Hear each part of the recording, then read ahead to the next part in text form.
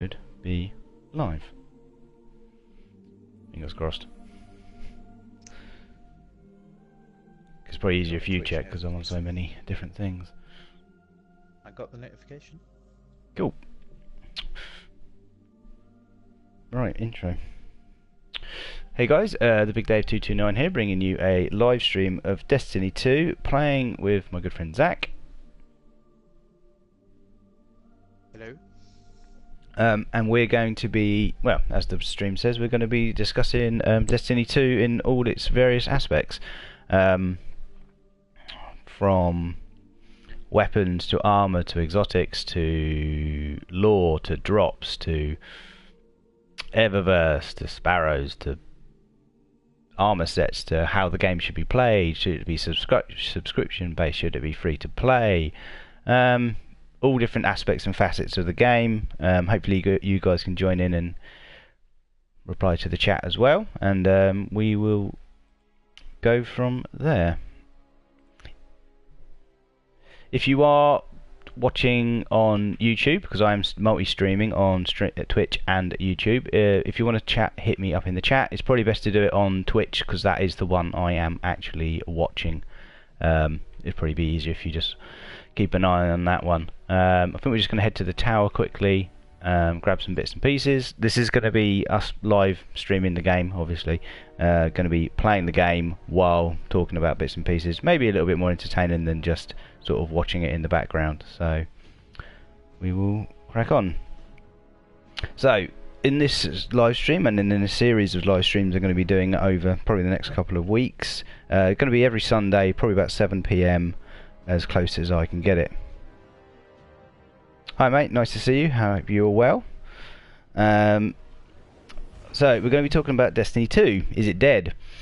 I don't think so. I think it is not in a great place at the moment, and Destiny are making huge improvements on it. I don't think any massive improvements will actually happen until we hit a huge expansion like the Taken King. I don't think Curse of Osiris was enough, and I'm not sure if the next DLC will be a large enough expansion of DLC content to make big enough improvements. But that's that. So in my opinion at the moment, I think Destiny 2 is kind of asleep in the way it's working. I think Bungie have made some huge missteps with Destiny 2, and I think all the problems that are in Destiny 2 can be fixed. As of late, as I said, they are doing a good job with the recent reveal of the roadmap of what they're going to be making improvements on this year, and they're also letting us know what's planned, which has obviously been a huge problem recently because the Bungie community, well, Bungie themselves have been fairly quiet with what's been going on with what's going on with Destiny 2, and us as a community of Destiny have been asking Bungie questions, and they've not been coming back to us with the answers that we've been looking for, or very candid answers, and not explaining themselves fully, which has obviously made the community, to be honest, not trust them. I will say that while we're playing the game and while I'm talking about it, me and Zach are huge fans of the Destiny game. We played Destiny 1 pretty much from the beginning, played all through the different bits and pieces, dropped off at various points and then came back as well. The main point for when we're coming back was when Taken King was released. That was the big sort of improvement or massive jump in gameplay, which really brought a huge amount of people back and actually sort of solidified the Destiny community, and that is what people were expecting when we rolled into Destiny 2. And you can see what we've got so far. Little did they know. Yeah, little did they know, exactly. So, let me just go and grab some items. We're just going to... I can't remember what we've got to do today, so I've done a little bit. Strikes. I think we're going to do some heroic strikes. We might try and run the Nightfall. Maybe. We'll see how it goes. Yeah, we'll see how it goes. As I was saying, so we're going to be discussing Destiny and the various bits and pieces that we're doing. I am not hating upon Destiny while I'm talking about it. This is from a fan's point of view. I want the game to be great, as I believe the first one was, by the end of the cycle of year 3. And I'm talking about giving decent feedback of what we like about the game, what I dislike about the game, and what we think could be improved, and how we think they could improve it. There are many things I think they could do, and we'll be getting back into those probably later on. Oh my god, I've got the same chess piece again. Duplicate exotic! That's something we'll be getting onto as well. They have said they are going to be looking at that in the roadmap, but I've just picked up exactly the same vest robe that I got another day. It's slightly better, but okay, let's just infuse that. You see, duplicates already started, and there's one of the big points of the game. But anyway, so as I said, we're going to be talking about. I don't want to hate on Destiny 2. I'm not hating on it. I'm providing criticism, and I want to give feedback. I'm not just saying, oh, I hate the game. I'm not going onto the forum saying, oh, your game is rubbish. Why are you playing it? Do people still play this game? Yes, they do, because the game would have died otherwise. But a lot of people and a lot of the big YouTube players of this game have dropped off. Lots of them. Destiny themselves know this. The viewing figures on, yeah, exactly, as my man in the chat says. Yep. Most what he's saying is most of the exotics in this game. Oh, sorry, most of the exotics in this game are rubbish. That is a huge talking point, which we will be getting to.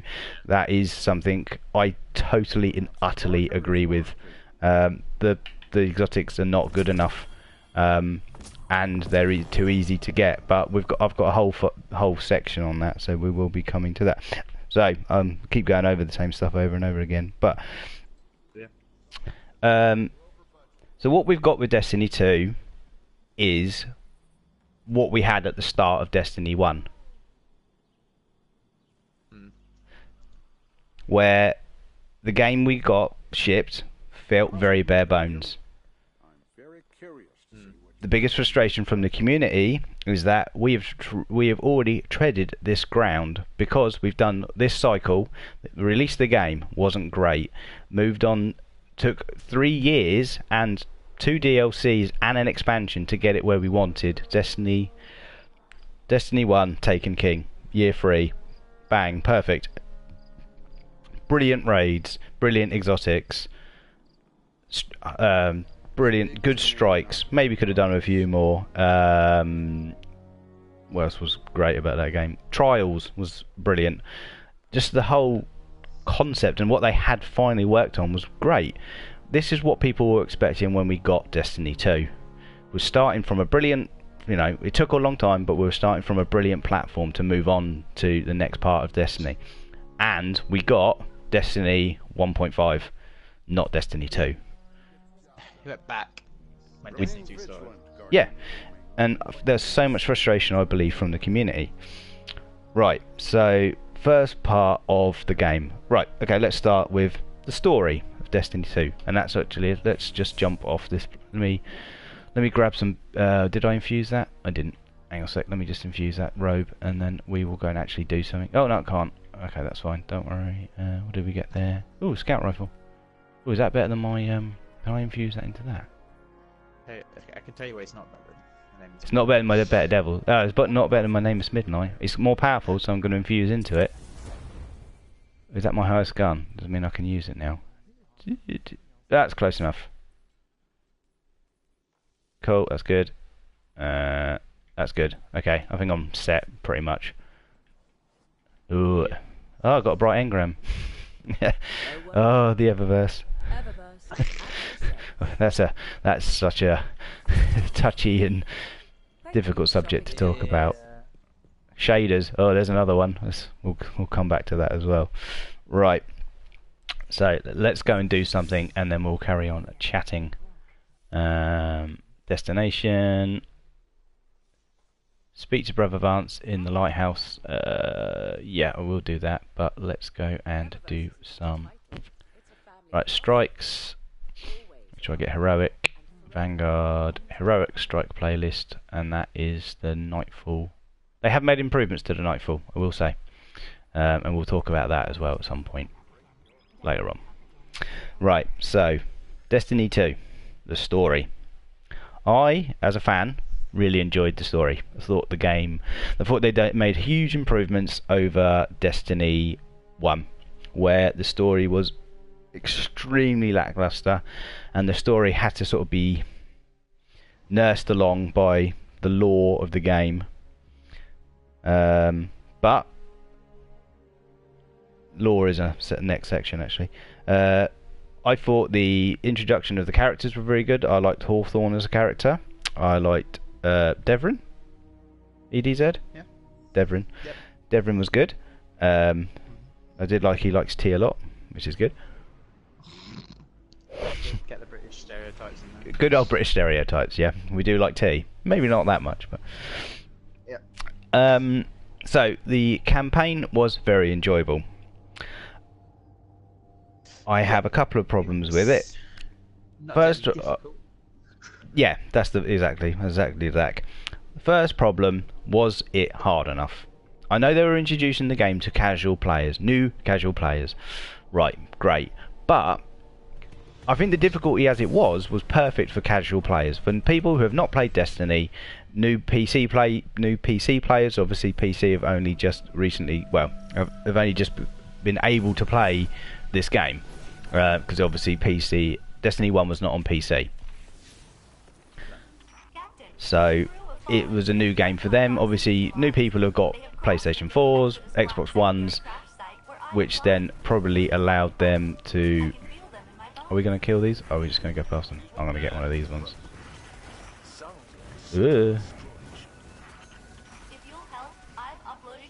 Ugh. Right.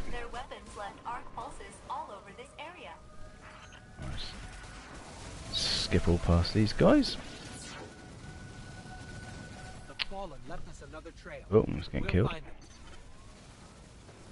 Right, as the Destiny 2 player, we need to get in these pulses. I played a lot of Destiny 1. I am a first-person shooter fan. I played a lot of Destiny, so I know what I'm sort of doing.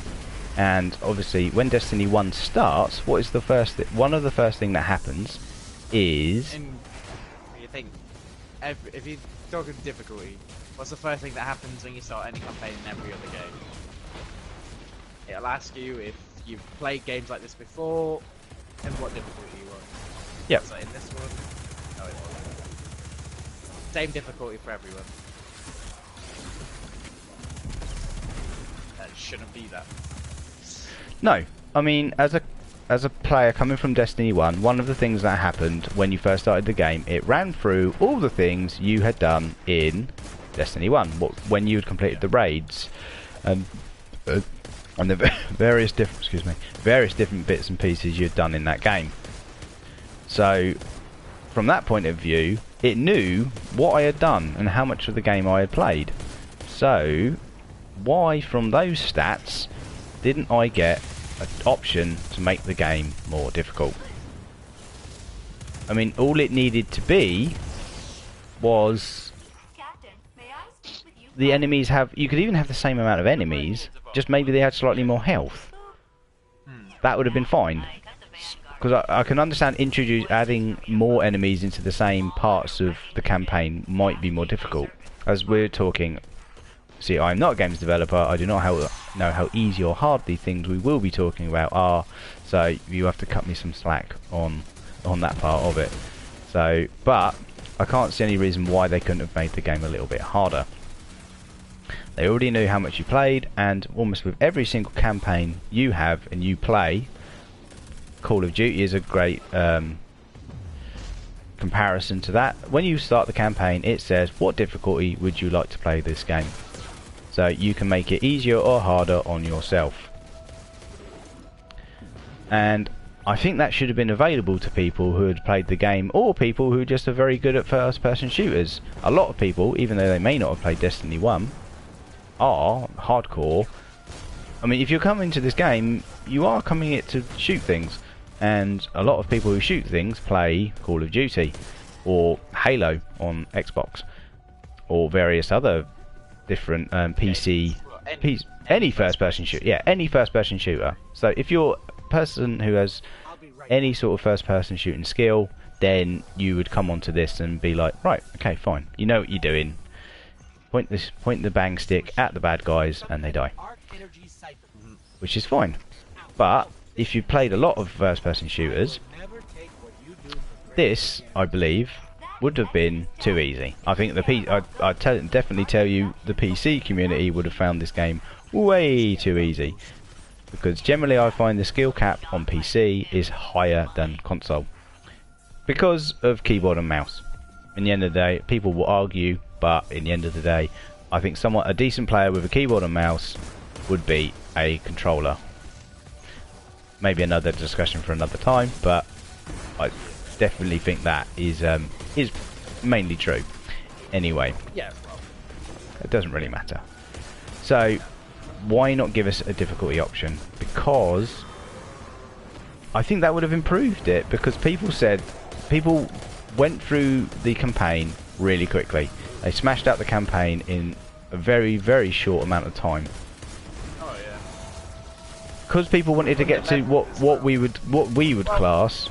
Oh, A second reason for I was going to say for the damage. Ow! Thanks for mailing that. That's all right. What I'm here for. A second reason for another reason for the damage thing is this game. The devs expect you to have 3 characters, usually one of each.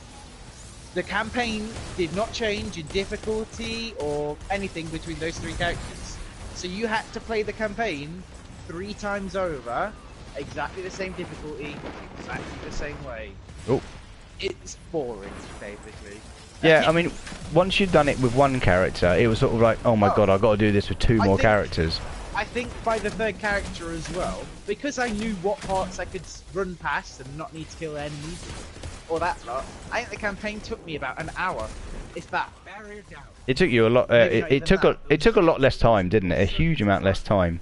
I remember the first playthrough, we took it slow, we walked through. Yeah, because when we played it the first time, we wanted to listen to the story, didn't we? Yeah. Because obviously at that point it was all new and exciting. By the time you got to the third play with your third play, you were just like, oh really? I just want to get through this as fast as possible so I can get to the end game content. So definitely think they should have had a difficulty level 4.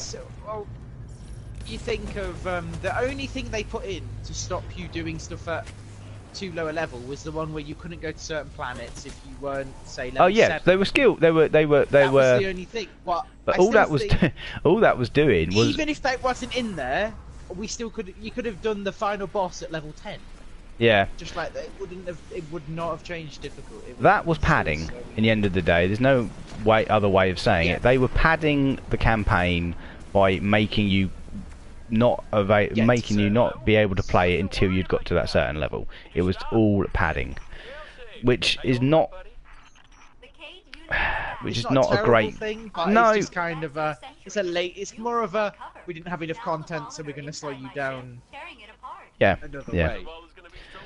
Apart from the difficulty, which I can understand. Okay, if you're giving Bungie the benefit of the doubt, if you came back to it and said, okay, new game, casual players, people who have never played this game before.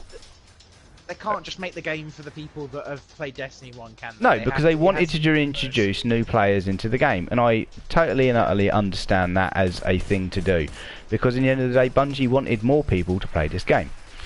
Of course they want to make more money. It's more people who play it, the more money they'll get. So it makes sense. I can't take that away from them.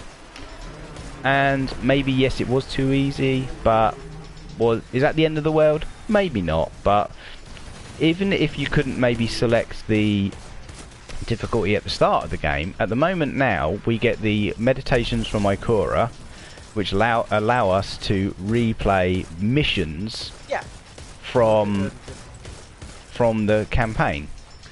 Why can't we select the difficulty on those? Why can't there be a harder version of them and increase your rewards? Why not that when Ikora has the meditations, why not allow you to select any missions? They're in the game. So what's the difference between me playing them now and playing them on a It's not weekly exactly, rotation? Why can't I do the tank mission on a veteran level or heroic level difficulty? Yeah, it's not like Ikora's stuff's overpowered gear, is it? It's just a gear set like on like a Planet Io. Yeah. It's just a different gear set. So, but her tokens are so much more difficult to get than the Planet one because you can do 3 a week. Yeah, and yeah, it's not. I just don't think that's particularly great. And I think if you enabled people to play it on a more difficult difficulty, I think people would be slightly more interested in replaying the content. And if you make the rewards rewarding, which is a huge subject which we need to get onto at some point, which is a whole section of discussion about are the rewards good enough in this game and what could be done to improve them. But as I said, we will get to that maybe in this stream, maybe in the next one. Oh man, I'm getting melted here. Oh, it's those. Ah, those. There's minotaurs above shooting. Okay, so the difficulty of the campaign. It could have been easier. It could have been harder. Sorry, it didn't want it easier. Yeah, honestly, talking and playing at the same time, it is difficult. Yeah, I know. You try and concentrate. I'm trying to concentrate on shooting more than I am talking. So. Yeah. If we kind of forgive them for what they did, then I think the campaign in general was a success. I thought the story was very good, and it's a nice story. Yeah. It's a nice story. I think people were disappointed in Gary, Gary the Gaul. I think people expected it to be. I think people wanted a much harder boss fight. I think everyone wanted that. Yeah, a boss fight is supposed to be a difficult thing. The Gary should have been, Gaul should have been as difficult as I would say, a Nightfall boss, and I personally don't think he was anywhere near that difficult, anywhere near as difficult as that. And we might as well, obviously the guy's off on his own, and I think the boss should have been much more difficult, but you know. This is why we come back to sort of like being able to replay content on a more difficulty level. Because I'd quite happily go and do the final boss again on a veteran difficulty. I think that would be quite cool. And if he had good gear drops, then that would also be very good. I think what if you think about what it was, what would have changed it a lot is if the whole point was that he was using the light, and you could get your super at every stage because those rifts would appear that recharge your super. Why not do the opposite and like Oryx where he steals your light, so you can't use your super? That would have at least changed it and made it a little bit more difficult. Because it was just super. If you was in a team of 3 doing that story mission, it was so 3 supers going on constantly. Yeah, it was so easy. So easy to do.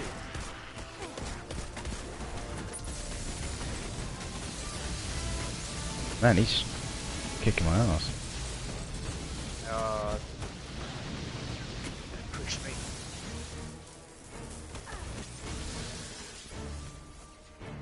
They don't call. I mean, they have done this. Heroic. Definitely say heroic. Nice. Heroic strikes are hard. Yeah. And I did. To be honest, this is. You say that, but we are at the boss fight. True. But this is. I must admit, this has never been my favourite mission anyway. So, right. So that's sort of like the story pretty much covered. We'll get onto the story of the DLC of Curse of Osiris, but I'm going to do Curse of Osiris in a whole section on its own. So we'll talk about the actual DLC in entirety on its own. So we'll move on to the next section of what we're going to be discussing, and the next section is who's dead? Oh, I'm going to die. Ah, stupid. Quick heal down. Yeah.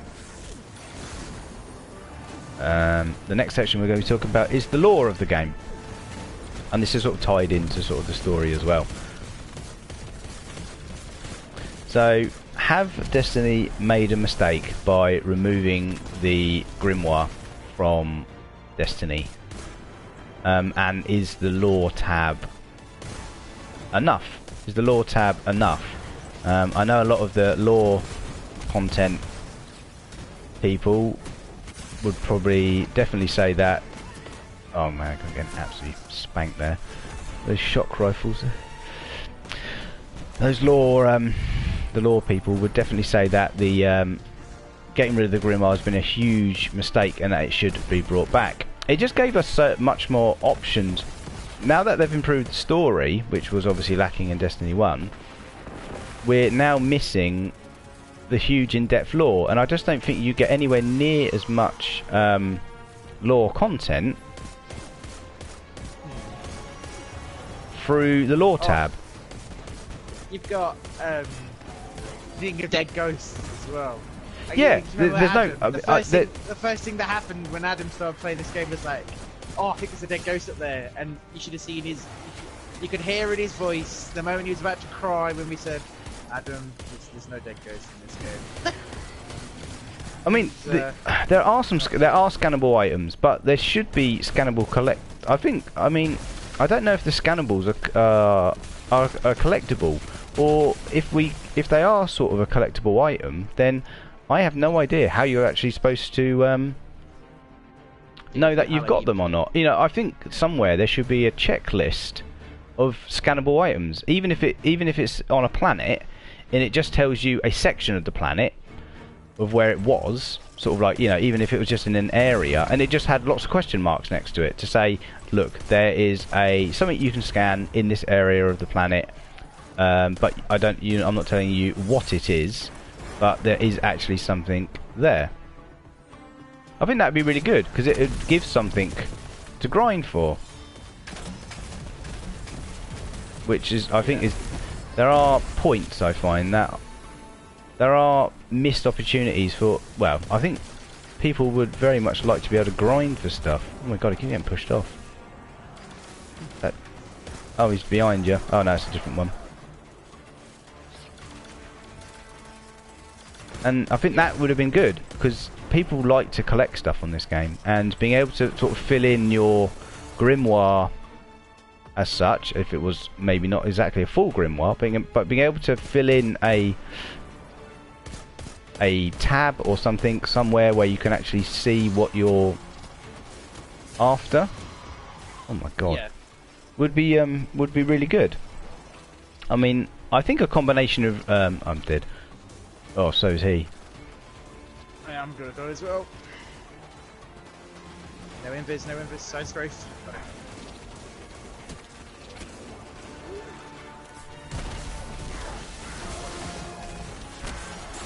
Oh. You got him up, yep. Yeah, I got him. I'm electrifying him there. Well, that was close. Good job, mate.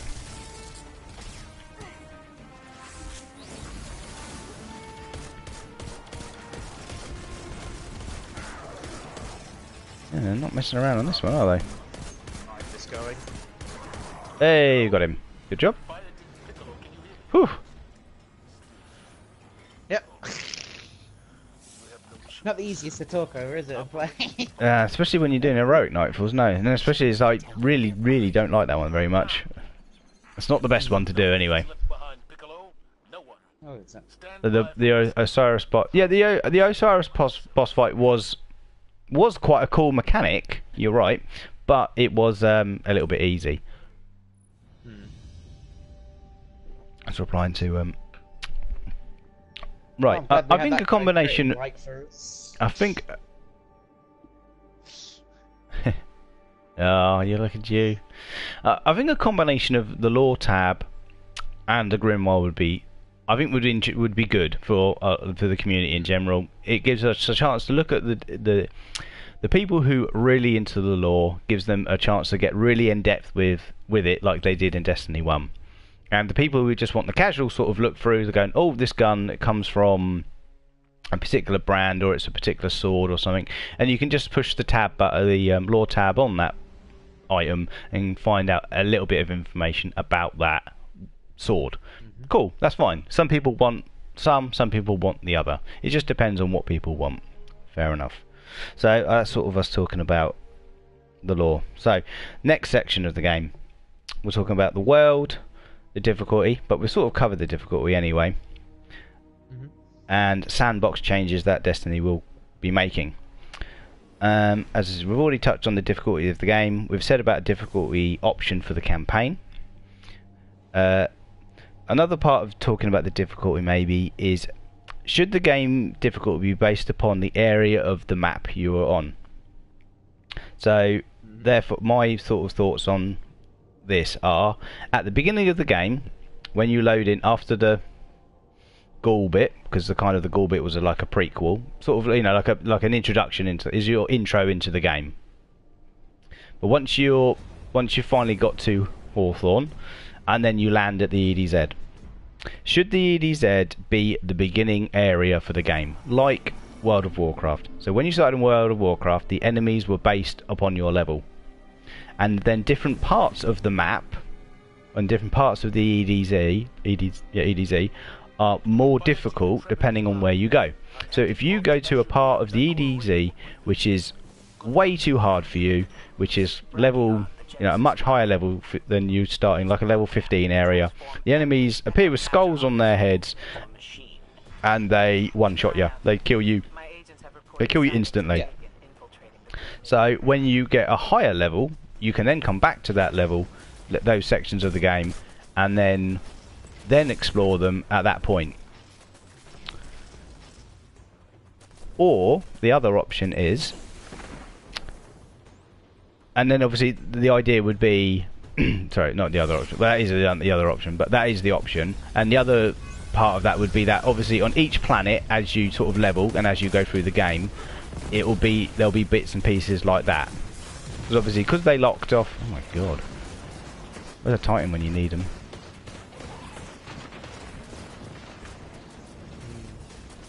Where's the Titan shield when I need it? By the way, I've done that one. You kind of just stood in there. Am I? Oh, okay. I was just clearing the way. Check it. Yeah, you're just. I'm just checking that you did it properly. That was all. Just checking. Just checking. Okay. The other option is, well, I don't know if they've even done, if this is how the game is supposed to be intended. Is the game intended that it's supposed to get more difficult as you play it? So are we is it in getting more difficult on your level? I mean, can't quite work out how they actually do the difficulty in this game. Obviously, I know you have a light level, and obviously the light level is based on for things like Nightfall and Raids. But how is the core game? How is the difficulty done for the core game? I must admit, I'm not. Back to Destiny 1, they had the different area enemies. I think it was the first. It was in Russia, and you can go if you went underground. There were some enemies that had skulls on their heads and you could not fight. Was that like when you found the witches and stuff at the beginning? Yeah. Right. Yeah. A certain area that you couldn't fight. Or well, you think of you go to the Dreadnought. Oh yeah. And there was that summoning ritual. Mhm. People, when because you get there for the story at a low level, but you're not supposed to do the summoning ritual until later on. And if you went into the summoning ritual area, you got insta-killed. Yeah, that's true. There were other bits of so I'm not quite sure. Remove that. Ready for this one. Should the enemies level with you? So I mean, but now that I'm a level 325, I think something like that, 325-ish. Yeah, I'm like that, but I've just got different gear on. Yeah. Should the enemies be leveled with me? So should they be more difficult? Should they just generally be more difficult?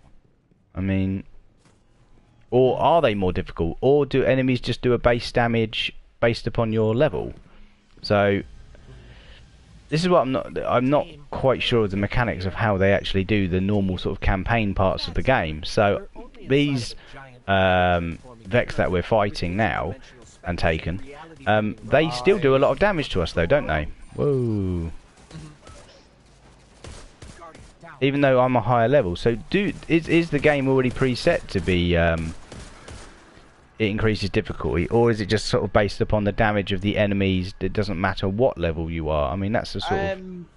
What I'll just say is, if you go back to help a level 1 as a level 25, you don't particularly melt enemies, do you? No, you don't. That is true. Yeah. You don't. You're not over. You don't. You go.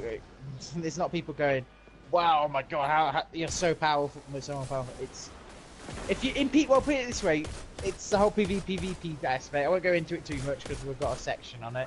If you were to go into PvP as a level 1, it's nothing to do with your level 1 versus a level 25. It's to do with your ability as a PvP player.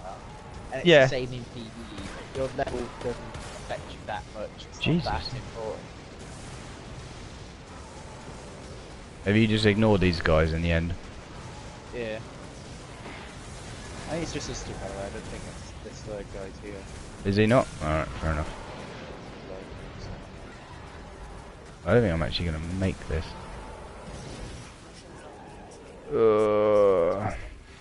He'll probably get kicked anyway, so we'll just have to... Ow, ow, ow, ow, ow. Watch out for the lasers. Ow, ow. Laser beams! With freaking laser beams! Yeah, so...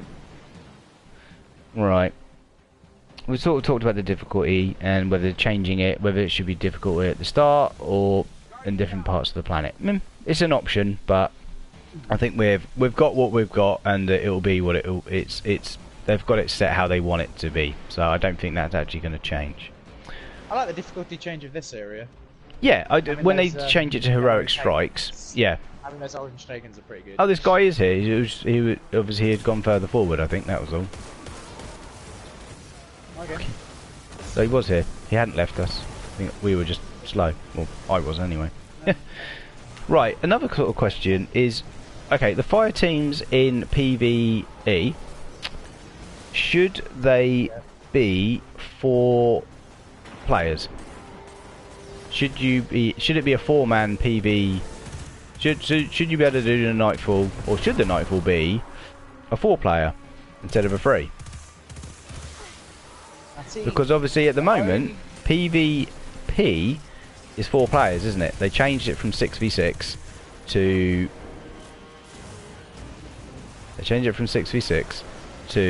4v4. But the problem is if all 4 of you are playing PvP and go, I fancy doing the Nightfall, one of you has got to leave because it is only 3v3. Should it be 4?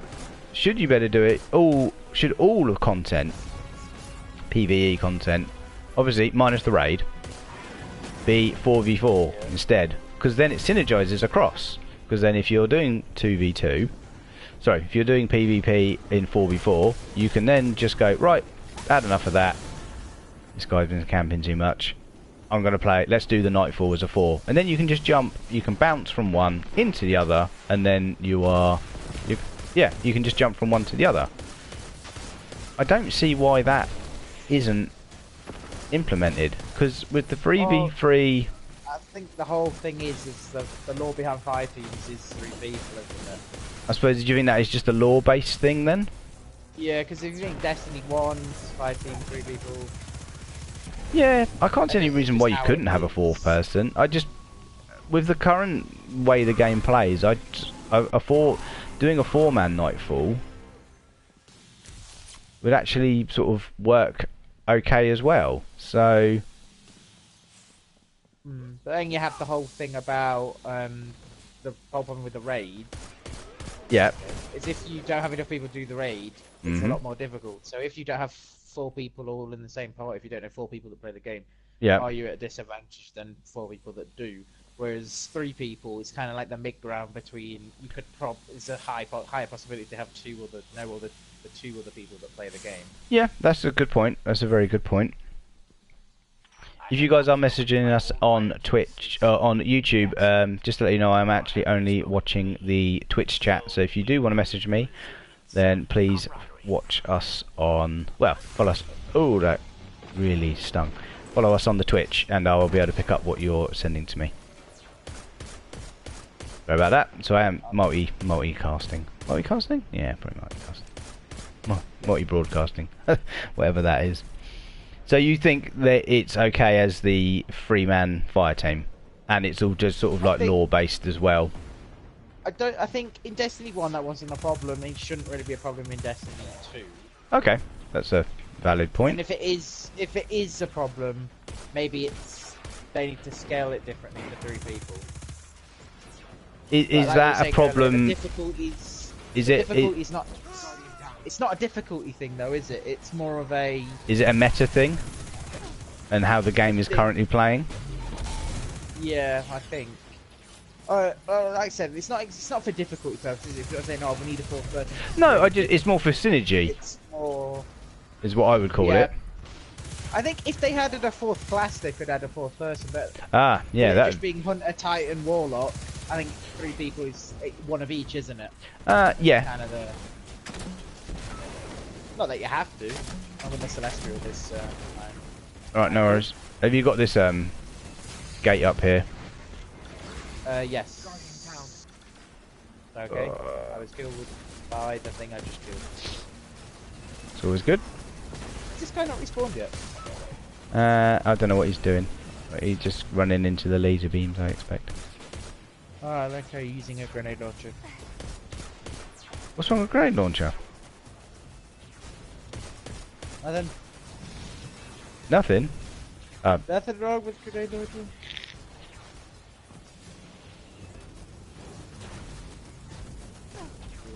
Nothing wrong with the grenade launcher. Nope. Nothing Not at all! Not quite, rocket launcher, but... I haven't got a high enough rocket launcher at the moment. I'm only using the 300 one. Yeah. We need to kill this guy at the back. So you think that's good?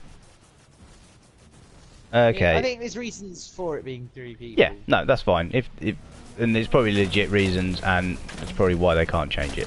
So fair enough. I'm not gonna. It was a point of discussion. So Yeah. right. No, yeah. So right.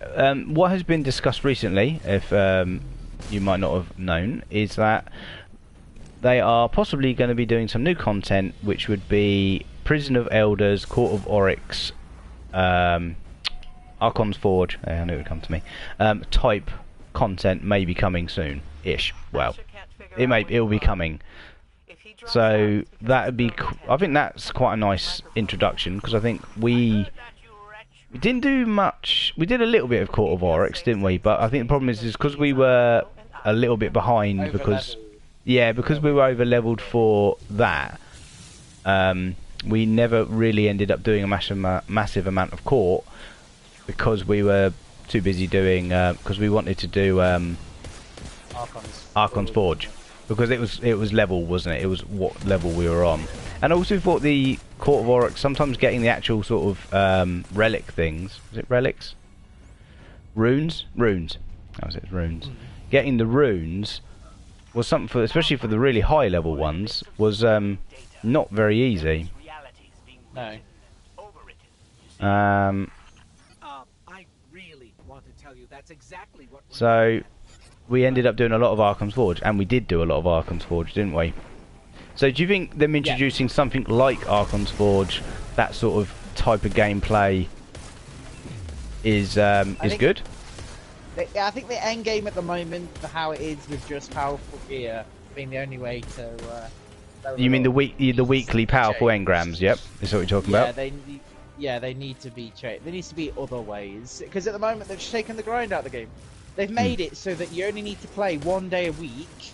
Yep. To be the same level as everyone else in the game. But oh my god, what is shooting me? Want to play more than 1 day a week? What if they haven't got anything to do? You can do the Flashpoint IO. Yep. And all the Clan XP stuff, Clan XP and Crucible. Yeah, if you're in a clan, day. obviously. Yeah, obviously, in 1 day. Mhm. So where's the incentive to play on the other days of the week? Yeah, because once you've done your XP, your clan, you've grinded through your bit of Crucible. What else is there to do? Yeah. I mean, unless PvP. you've got PvP. Really? PvP is a whole a whole other that's a whole different section. that's a whole other discussion, isn't it? But yeah, you've got the PvP, you've got PvP, but because of the issues with PvP and the way the current meta plays, people aren't playing PvP. That is, as I said, we've got a big discussion on that, and we will get to that. Well, it's not that people aren't playing PvP. I think people aren't playing PvP. I think people aren't playing PvP because they don't enjoy PvP at the moment. No. People, they're only playing it for the powerful gear, the one engram, and then they stop playing it. They don't continue. I mean, that's what we playing. do. I mean, I must admit, I am much more of a PvE player. I must admit, I probably didn't. Oh my god, he got absolutely melted. That guy. 2 seconds. Is he up? Yeah. Yeah. Cool. Yeah, I killed the thing as well. Oh, because you did Celestial it, did you? Yeah. Cool. Oh, have we not done all the towers? We killed everything, but not done the towers. I think this is the first time I've killed everything before doing the towers. Yeah, no, normally we're like dragging our carcasses through, aren't we? So usually we just grab the towers and run through the ball. I think it's Yeah. the first time we actually we've actually killed done everything. it. Yeah. So as I said, I think at the moment, I think the general view would be any new content would be good content. Just an ominous pit. Yeah, well, I'm just going to switch to Laser Beam. The boss fight. Oh, what, Cold Heart Yeah. or Prometheum Lens? I think Cold Heart boss fight because it does more damage as long as you keep the beam on. Whereas Yeah. Prometheum Lens is more of a- Right. So It I mean, that's the refills sort of So that's the sort of sandbox changes. Some of the sandbox changes they're sort of making. There are new PvP ones which we will be discussing when we get to the PvP section, but that's all to do with if you've seen the update, it's called the Go Faster update, and they're buffing movement speed across the board, the running speed of supers across the board, and they're making very big changes on the power ammo as well.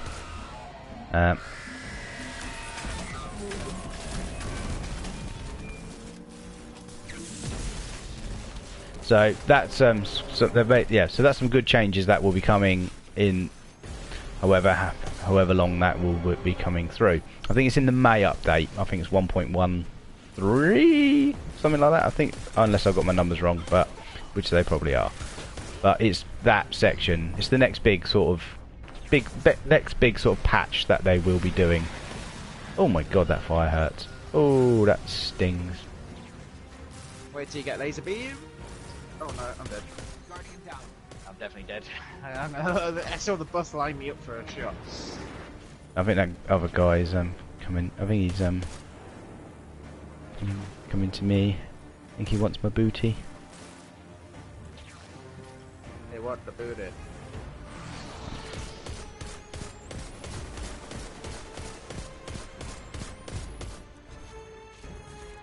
He's going to do his oh no, I thought he was teleporting.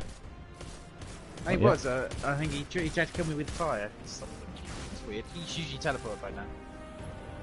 Okay. Unless we've hit a damage phase. Ow, ow, that stings. My hope. Has he not come and got you? No. No. Okay, I'll come get you. Now he's coming to get you. Why did he come get? I know he was shooting. I suppose there's no point shooting until you get to the next damage phase, but he probably could have come and got you, to be honest. Anyway.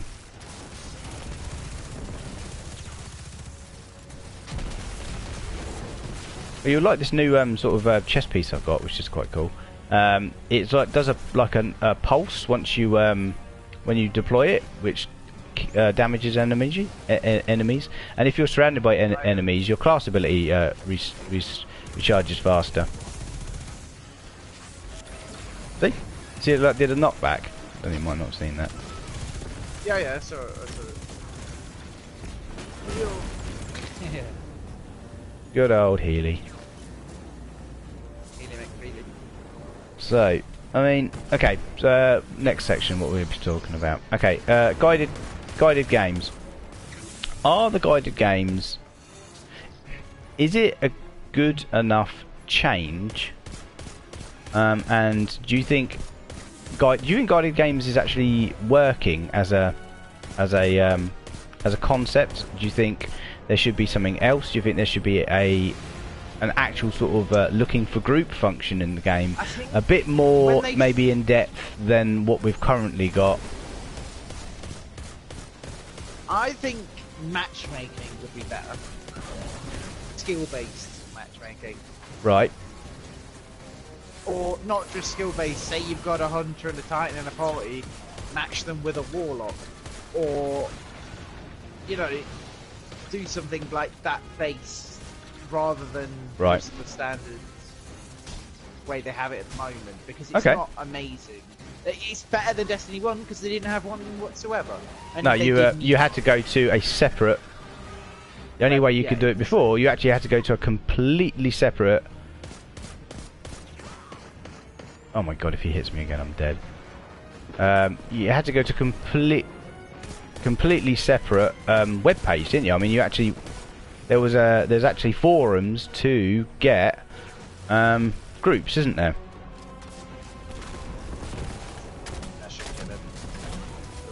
Hit him with a couple of grenades as well, and that should do it. So, do you think there should be a different mechanic for getting I think groups? Rather than having that, it should be. And it obviously all being very clan based. Yeah. So I'm unsure. It's a good idea, and I think I was very sort of dubious to begin with about how well it would actually work. But I think it's not quite as worked as well as maybe they had hoped, and maybe a more in-depth LFG might be needed. But that is what it is at the moment. It is basically an LFG. Yeah. Surely the game knows if you've done the raid before. Yeah. And I know they've got the function where you have to, but it's not. Another thing, right? Remember when we were first starting the game? If you've got 4 people, and you need 6 people for the raid, and you've got 4 people, if you're looking for 2 players because you're the majority, you have to go into the section where you say that you are happy to help smaller groups through the raid, even though the 2-man group might well know more about the raid than the 4-man group. Yeah, I mean, when we've played the raid, generally when we've been doing it either as a 6 where no one knows what they're doing, which is just 6 noobs, takes us ages, and we didn't even finish it, and we still haven't even finished it yet. Or we got to, what was it, 4? And then I think we had two guided games people, didn't we? Yeah. Then I think even one of them, they hadn't ran it, and then the other person had. Yeah, we had one completely. But then you have to introduce the mechanics of the raid. You have to explain the mechanics of the raid, which is why it took us so long the first couple of runs. It takes so long because every time you get a randomer, you have to help them through it, which we don't mind doing. No. It just takes a lot longer, and not everyone has 3 or 4 hours to do a raid with someone who's not done we know that there are teams. Yeah. People. Well, you say we have a rand. Say you get joined by 2 people.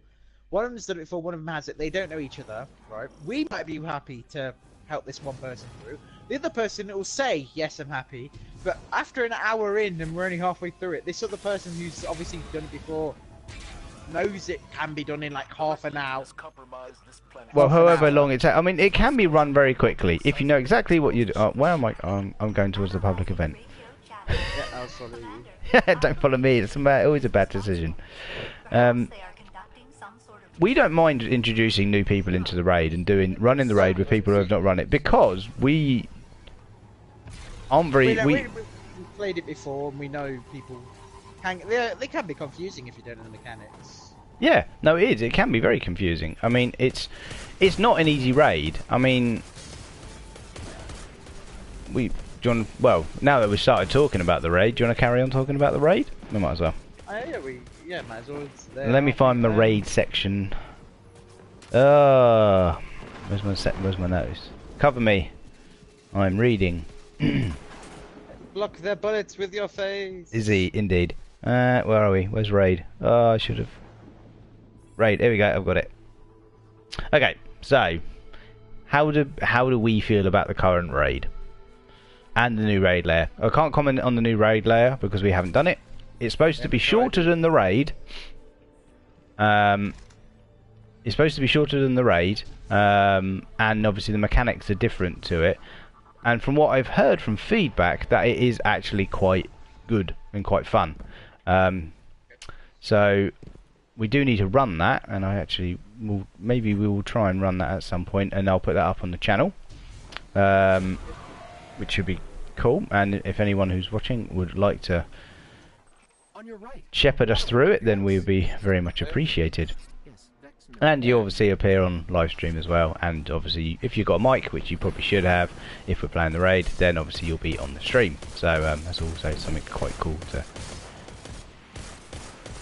So Yeah, I mean, we'll probably do the mechanics before. yeah, we always study up, don't we? Just so we're not completely nubs. Okay, is the raid in this game as good as any of the raids in the first game? Size wise, probably the biggest raid they've ever done. Yeah, but that's because they've done it. They're going to be doing probably at least 3 raids, maybe more, because we don't actually know. Because they've got the raid and the lair, and they're doing another lair in the next DLC drop. It is all in one place. Remember before, each one was in a separate section. You had Vault of Glass, you had Crota, you had Wrath of the Machine, you had... Did I say Vault of Glass? I think I said Vault of Glass. No, you said Breath of Machine and Breath of Vault of Glass was the... Yeah, Vault of Glass, which was the first one, and what was the other one? Was that it? I'm sure there was another. I'm sure I'm missing one. But yeah, You said Breath of Machine, Vault of Glass, Crota... there's another one, isn't there? I don't. There's one we actually never run, wasn't there? It's been a while. I should have backflipped, that was very cool. Stop backflipping and kill stuff. Can't. I'm dead. Dead. Oh, now If it's you had a free. rocket launcher, If I had a rocket launcher, that did alright. That grenade did alright. The other guy left us. Disappointing. Yeah, it's fine. You back in. You, whatever your name was. Yep. Yeah. Robsy's back. Oh no.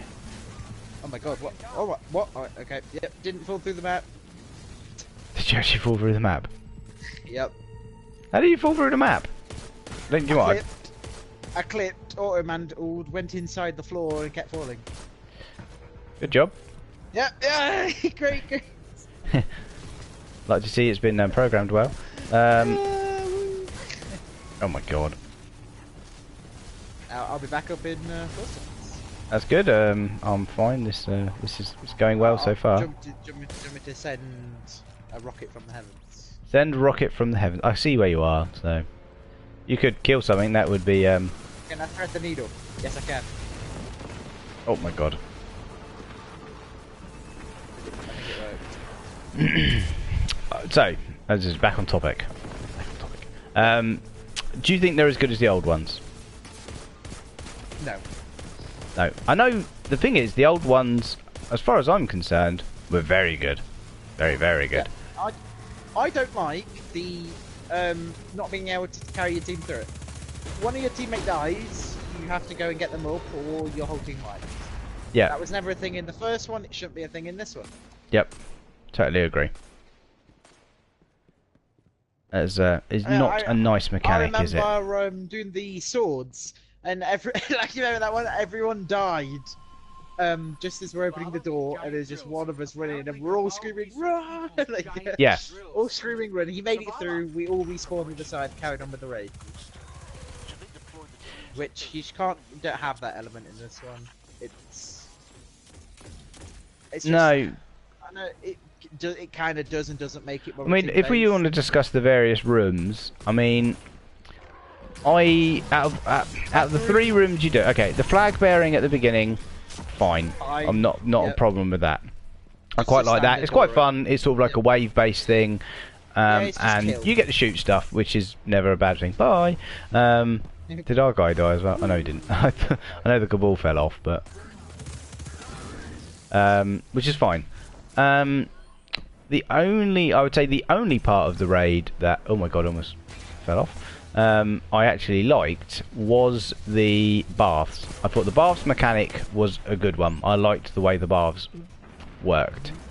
I like the fact you had to run between the different sections of it, and then obviously you all ran into middle, and then got to blow up the lanterns. The lanterns, yeah. Yeah, and I thought that was a nice mechanic. Thought that was a good way of playing it. If you are messaging me on, I saw a couple of messages come up there. So if you are messaging me on YouTube or on PlayStation, if you want to hit me, if you want to watch, send your message on Twitch. It will. That's the messaging that I am actually reading. So if you are sending me messages, please send them to me on the Twitch chat, because that's the one I'm actually watching. If you want them answered live. Yeah, if you want them answered live, I'll go back and look at them in the comments, and I'll try and answer any questions or anything you want to add in then. Or anything you think we should talk about. Yeah, I mean, if people have any suggestions, exactly. If anyone's got any suggestions about things we've missed or things you'd like us to talk about, then just let us know, and we will mention them in the next episode. Obviously, the next stream will be next Sunday at 7. Ooh, will it? No, I will. I'm here. Trying to think. I will be here, so that's good. I like the baths. The baths was good. You were constantly shooting stuff in something. It was fun. I don't want to not be shooting something. You're constantly shooting. Yeah, you're constantly shooting. You're constantly moving. There's a bit of mechanics to it, but nothing too crazy. Right. No. The dogs. Boring as hell. Yeah, I did not like the dogs at all. I did not think it was a good mechanic. I do not like the fact is 2 of you are standing up top, and then 2 of you have to crouch, waddle around the bottom. The 4 of you. Yeah, it's if I wanted to play a sneaky game, I'd go play a hide in the shadows, assassinate game. It's the first-person shooter that's renowned for its many ads, killing. It's renowned for its gun mechanics and running around as a 4. I know you get to kill the dogs eventually, and you're just trying to get the stacks. But at the end of the day, I just want to be killing stuff. And I think the mechanics for the bath were much more sort of the style I enjoyed.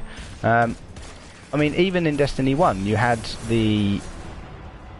Okay, we'll take Crota for example. You had the bit at the beginning. You're running away from all of the thrall, aren't you? And you're running between the lanterns. Yep. That was so much. When we first did that with a group of us, so we were laughing out loud. It was. You'd be all as a group of 6. All of you, so you'd hear someone shout, "Watch out for the hole!" And then someone jumps in the hole. And there'd be 2 of you because everyone's in the hole. Yeah. It's just fun. You had fun while playing it. It wasn't stressful. Oh my god! Like you didn't care. It was a game. How did I overjump that? Yeah, you have to jump number at the end. No, you have to. Mate, did I jump too early? I don't know if I jumped while jumping through it. Probably. Xenobios Gaming. Hi. So, coming from this is a message. So, coming from a veteran to me, I'm bored of D2. There is nothing to do or grind, whatever. Small hope I have left is that Bungie turns it around and fixes the game, but we deleted the link. I don't know what obviously I think he was linking something. We'll have to wait and see. Something. No, that's what he must. No, he put delete. We deleted the link. That's what it says. It says deleted link. So I was like, wait a minute. So I think he was linking something in it. So Okay. Yep. we will wait and see. But as we said at the beginning of the stream, we are in the same cycle as we had in Destiny 1. We are playing. We are. They are fixing mistakes which were already fixed in D1. And it's, as you said, someone's just jumped in. He's just said, "I'm bored of this game already." I know it's been out a little while, how it is. but that's how it is at the moment. And this is what we're discussing, and this is what we want to improve. Yeah, if you think Destiny 1, what was the life cycle of Destiny? How many years was Destiny? I think it's 3 years, isn't it? Yeah, Generally, they go for a 3-year game. They've gone for, that's what they want for Destiny 2. At the moment, it's not making it past the first year.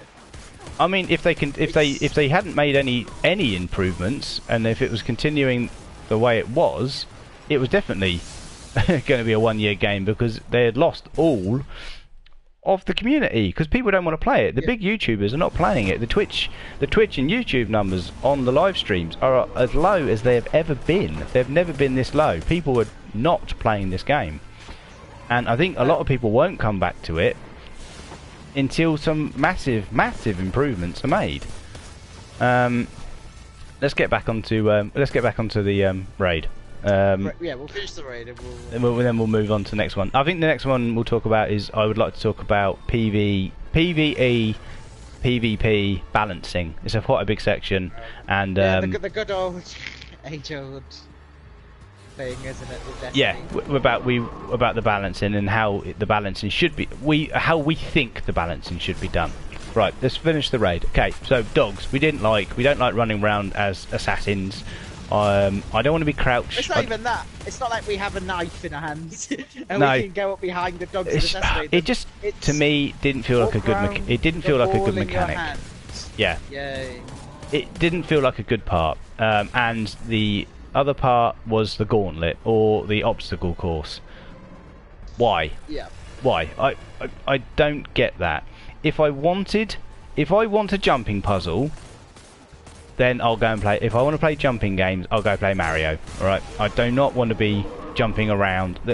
Running through two of you running through the gauntlet, I did not think that is a good way of running that part of the game.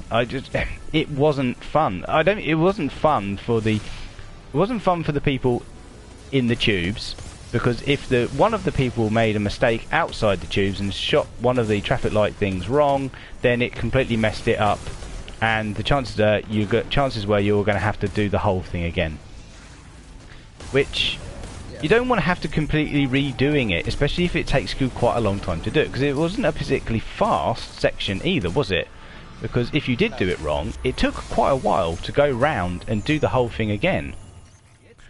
So I don't think that was a good one. It's not like Crota where you did the bridge, because even the bridge, even if you failed it lots of times, when you actually got it right, the bridge did not take you that long to do. It was fine. So if you did do it wrong, well, it's not the end of the world. You can move on. But so that's what I didn't like about the obstacle course. I know there are new mechanics and new things in the raid layer. I do want to play it, and it's just, we will talk about. As I said, I'm not going to make a comment or a judgment on something that I have not played. So we'll wait and see. So I don't think the raids is good. I know the raid layer is shorter. I do like the idea of having a shorter based raid. That is good. Not everyone has a lot of time, especially if they're not great at the raid, to spend 4 or 5 hours doing the raid. If you are good at the raid and you can do it in an hour, good job. Right. If you've got a full 6-man team, you do it half an hour. Do it in half an hour. But the thing is, we struggled to have a 6-man team at the best of times, and now the state the game's in, it's even harder to get people online playing it. So we're just, at the moment, we're not prepared to do the raid, especially with the state, what we've already talked about, of the matchmaking in this for looking for group. Is if you have a randomer who doesn't play the game that well, it can make it difficult, because I mean we played it as a group. How many people have we helped? Yeah, how many people have we actually helped in D1, D2 actually get through the raid? We never said no. How many people? Right, if you remember back to Destiny 1, how many people would join our group as a group of? We were 3 people. Yeah. We got another 3 people looking for group. One person had to leave, so we were always looking for one person. That person would join, As soon as we said that, like, the two people that we had that we were helping do the raid hadn't done the raid before, they'd leave, and that happened what 5 to 8 times in a row. Exactly. Yeah. Because people, I know the Destiny community is great. They really are helpful, but the temperament in raids is so. This needs to be done correctly. This needs to be done correctly. If you mess this up one thing, the whole team loses. That people. There's some people out there that are. Yeah. There are veteran runners of the raid, and all they want is bang, raid done, as efficient and as fast as possible, which is great. And if you can get 6 people who are that good and can bang on, then you can mash through it. But I can understand those people get frustrated with noobs, with people who haven't. I shouldn't use the word noobs. People who haven't done the raid that much, because we've done the raid quite a lot, and we've done the raid quite a few times. We've done different sections of the raid. We've done most of the rooms. Okay, we got to the final boss. But then we kind of ran out of time, didn't we?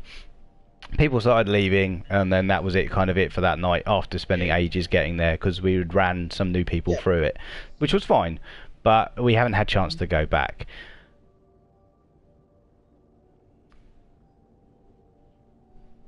So, I mean, this Xenobios Gaming talked about Destiny 1 exotics being brought back. I completely agree with that. I don't think any Destiny 1 exotic should have been in Destiny 2. They recycled enough of the old code for Destiny 2, more than they probably should have, to say how different to say how different Destiny 2 is from the end of Destiny 1. They should not have recycled as much code as they did. I mean, understand you need base codes because it's the same game. It's a sequel. There's going to be stuff left over. But even people on PC know, if you go look in the data files, there's so much left over. There's always like, I remember the whole thing about, there's a Prison of Elder leftover file in the code, and everyone went mental about bringing Prison of Elders back. But they've got Destiny 2. The Bungie devs have already said, Prison of Elders, they're not doing it. Well, as it currently is, it's not. If they do Prison of Elders, it won't be Prison of Elders itself. It will be something like Prison of Elders, something like Archon's Forge. That sort of thing where you go into a room or go into an area, you activate something, and you grind something for rewards. That is what they're saying. It's a particular thing. They're almost like mini strikes, aren't they? But very quick, aren't they? You know, you do them. Takes you 5 minutes or so to do it. Like a horde mode, he's right. It's like a horde mode. Yeah. So, just having a quick read for what Zeno's saying. Why do they think adding old Destiny 1 stuff will make us happy? They should have had that stuff. Had the sense to launch. Oh, wait, I can't read that. They should have had the stuff at launch. It's too late now. You missed the random rolls and strike specific loot. They are introducing some strike specific loot that is coming back, so they are listening, and they have said that certain strikes will reward certain things, which is good. Random rolls, yes, random rolls were good and bad. I liked them both ways. It gave you something to grind for. It gave you something to grind for, but when it was frustrating. Go on. Yeah, I was just gonna say, when we comment like this, we also have to look at the casual player's point of view, which is obviously they've made the game for that as well. Yeah, I mean, as I said, not everyone plays Destiny 2 as their only game. Love the game so much they play it. I mean, look at the people playing it now. And, it's just the way it is with that. Yeah, I mean, we had recently dropped off this game. Oh yeah. And to be honest, we hadn't played it for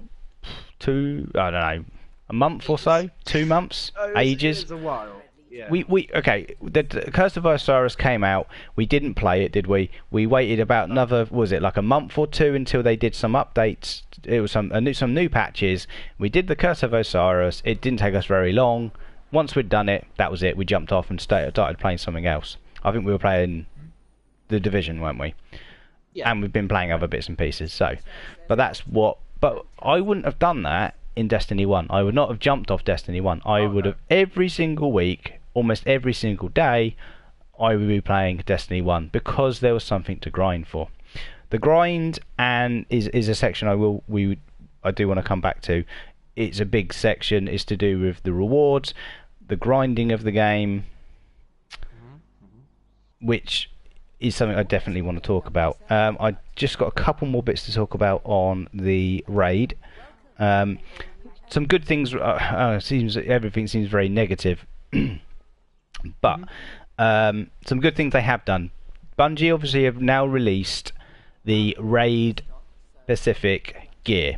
So when you get your raid gear, this is armor sets by the way, it increases your damage. So it increases your damage by 25%, and you of solar, void, and arc, and you can, using tokens I think from the raid, you can change between them while you're playing.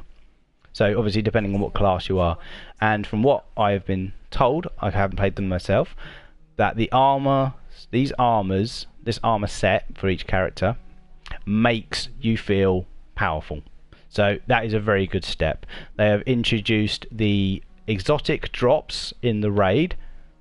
So when you open the chest, so each of the chests, when you open it, you get an engram, which is the same as it is now, but that engram instantly opens and you can see what it is. So when you get a brilliant exotic, a la Galahorn from Destiny 1, Icebreaker from Destiny 1, everyone knows you've got that item. So it's not that, oh, I've got an exotic engram, I wonder what it is. Let's now teleport that, now let's fly to the tower and then open it in the tower. No one cares. It's that instantaneous gratification of what have I got. It's that excitement factor of what have I got. Exotics as the I mean there's issues with the exotics anyway, but they are some good things that have been done. I am Zeno's talking about Activision now. Oh, I have it. Okay, what's this? So, let me just have a quick read. You guys think Activision has a big part in the disaster, or no? If Bungie did it on their own, would D2 have been better? Just can't believe Bungie created a Halo great game and now look at this mess. It's hard to believe. Obviously, Activision. I think one of the Activision is time constraints. They put a lot of time constraints on Bungie devs to get content out before it's ready, and that's why you get this Curse of Osiris out, and then 2 months later, it's finally updated to what Bungie devs wanted Curse of Osiris to be.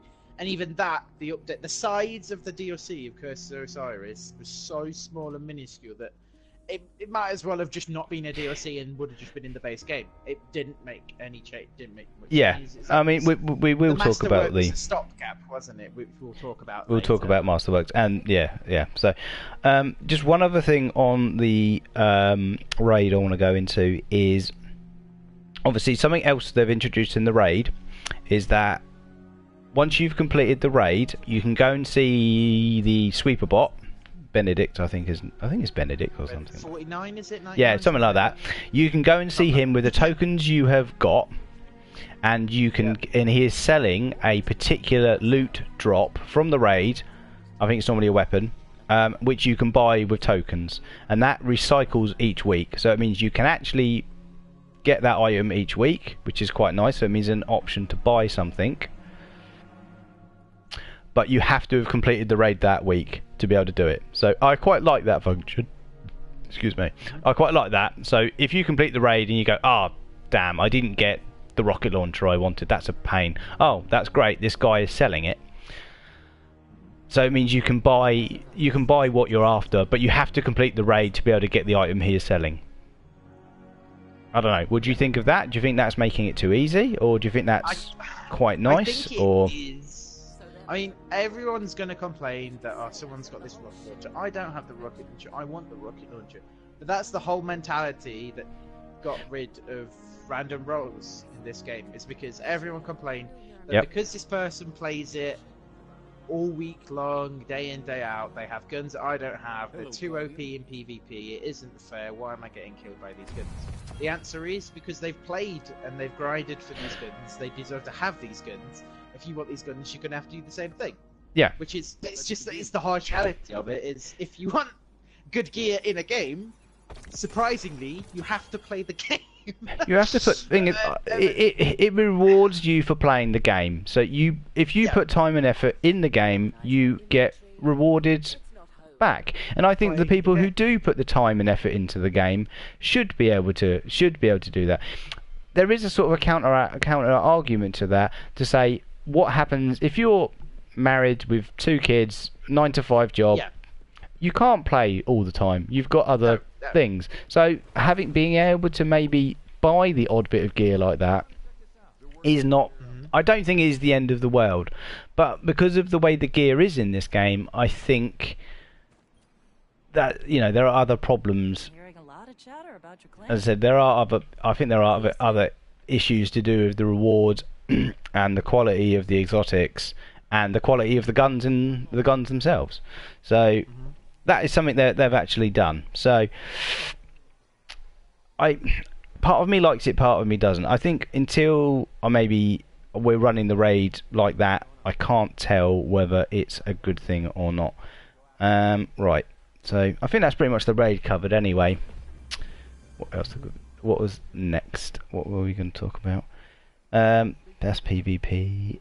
Not going to do PvP because PvP is going to be a fairly long section, and I think that might even come. I think what we might do is, what else is a short section? That's a big one.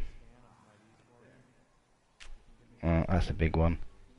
Okay, let's talk about Bungie and Activision then, because we're coming up to where we're going to finish. So, okay, so people have been disappointed with Bungie's slow response and lack of communication on Destiny 2.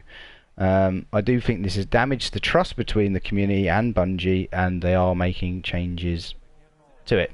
I think the roadmap has helped in this option, and being able to explaining what they're going to be doing over the year is a step in the right direction. I think they have made fairly. Yeah, I was gonna say, gives people something to look forward to, so they know that they're actively listing, and yeah. Going back to Zenith, to figure out what we want, because at the moment it seems like they don't know, and they should know. Well, they should know, because we had it. We had what we wanted. What we wanted was more Destiny 1. Which was, it was not more Destiny 1 exotics, as Zeno would have said. No, we don't want it to be Destiny 1. We want it to be the improved Destiny 1. But what it is, it's the unimproved Destiny. It's worse. They made it worse when they brought out Destiny. Yeah, it wasn't at the same level as Destiny 1. It went backwards. I don't know how much Activision had in. I think Bungie were much freer in Destiny 1 than they are in Destiny 2. And I think by the time we got to the end of Destiny 1 and how much of a success it was, I think then Activision said, right, okay, you're making Destiny 2, this needs to be success. This needs to be a success. These are the key dates you need to hit to be able to, when you release the game, and you've got to hit these targets, which I think has put a huge amount. Yeah, it's put a huge amount of pressure on the Bungie team. I think they have had, even though obviously it's been like years in the making, they have had less time to make the game. And I think the other problem is the expectation of the Bungie community was much, much higher. But it should be, because they'd made a brilliant game by the end in Destiny 1. And I think Bungie and Activision's approach to this game have been a little bit off.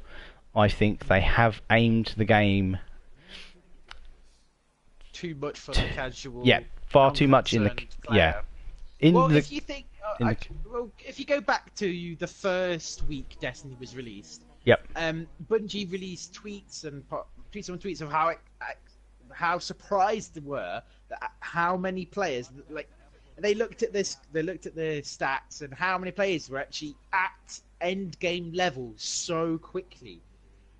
Yeah, that should have been a kick in the right direction just there, by the fact that the main story, everyone had completed it so quickly, easily, and they were in the end level. And then the problem with that was, as soon as that had happened, the Bungie devs had to go, right, I know we've got these things in line, but we need to try and sort out the end game. Everyone's at the end game. We weren't expecting this.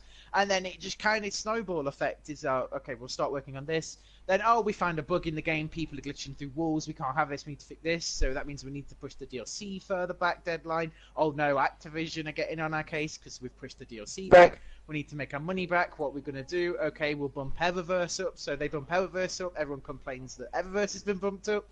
And so they have to It was try a and fix cycle, that, wasn't it? and yeah, it's just the snowball effect. So one thing goes wrong, and another thing goes wrong, and another thing goes wrong, and then you get to where we are at the moment, where they're making all these promises of what needs to be fixed, which is fine. They've made these promises. We're happy with these promises, but at the moment, the promises aren't enforced yet. It's not been finished. We're not there It yet. sounds like they're making a good game.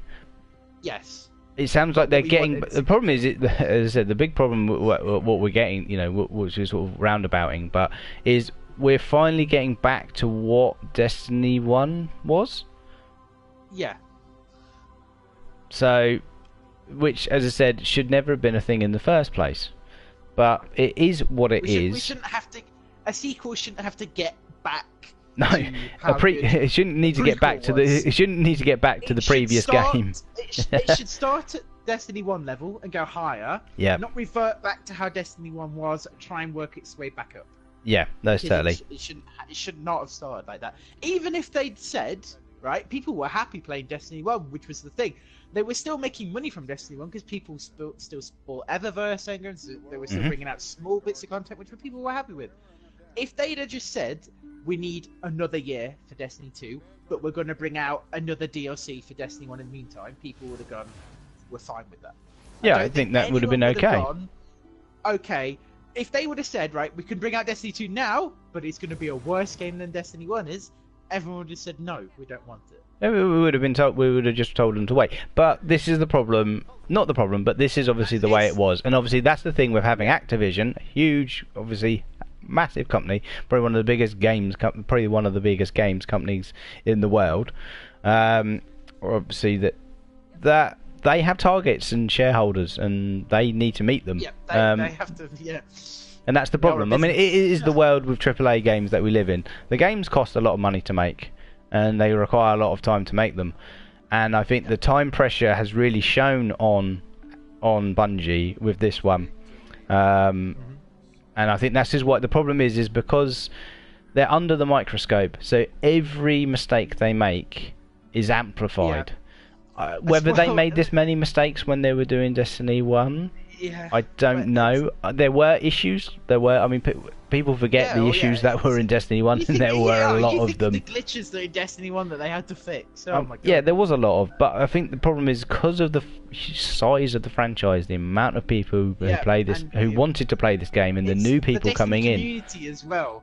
The expectation it's a was big so much community. higher, wasn't it?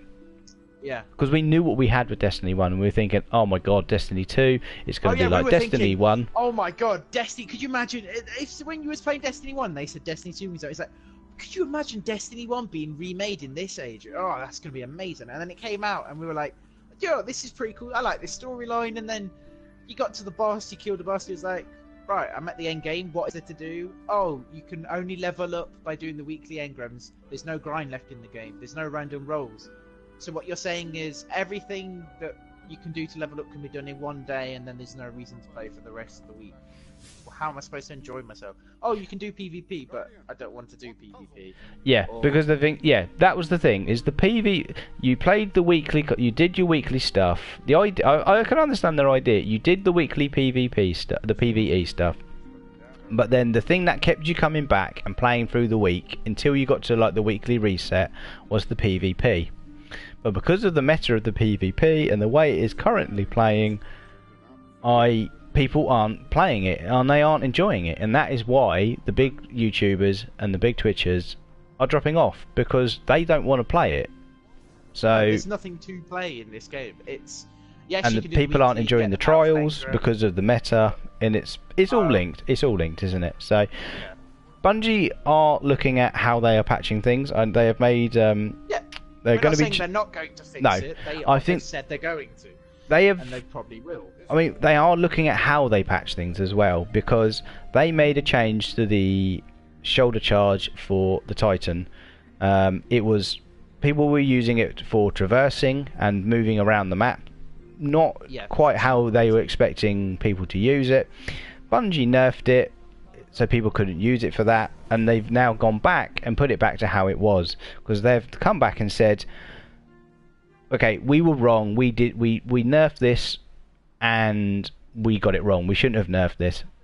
I like that. If they nerf something or make changes to something and they go, right, we've actually made a mistake, we did this wrong, it should stay as it was, or it should be tweaked slightly, then fine. As long as you notify people and let them know that it's been fixed or what changes you're going to make to it, then I think people will generally be happier. I will, in Bungie's defense, I will say, Joe, for random rolls, the pro of not having random rolls is, we've said the community's aspect is obviously for someone who doesn't play it a lot, they can have the same weapons and not be too of a gap between the people that play it a lot and the people who don't play it a lot. That's all fine. Another reason Bungie have done this no random rolls is the way the guns work in the game now is because of archetypes, like the hand cannon archetype. Because there are no random rolls, say a certain hand cannon archetype is too overpowered, the range needs reducing, they can go into that class of weapons and reduce the range for that whole archetype of hand cannons.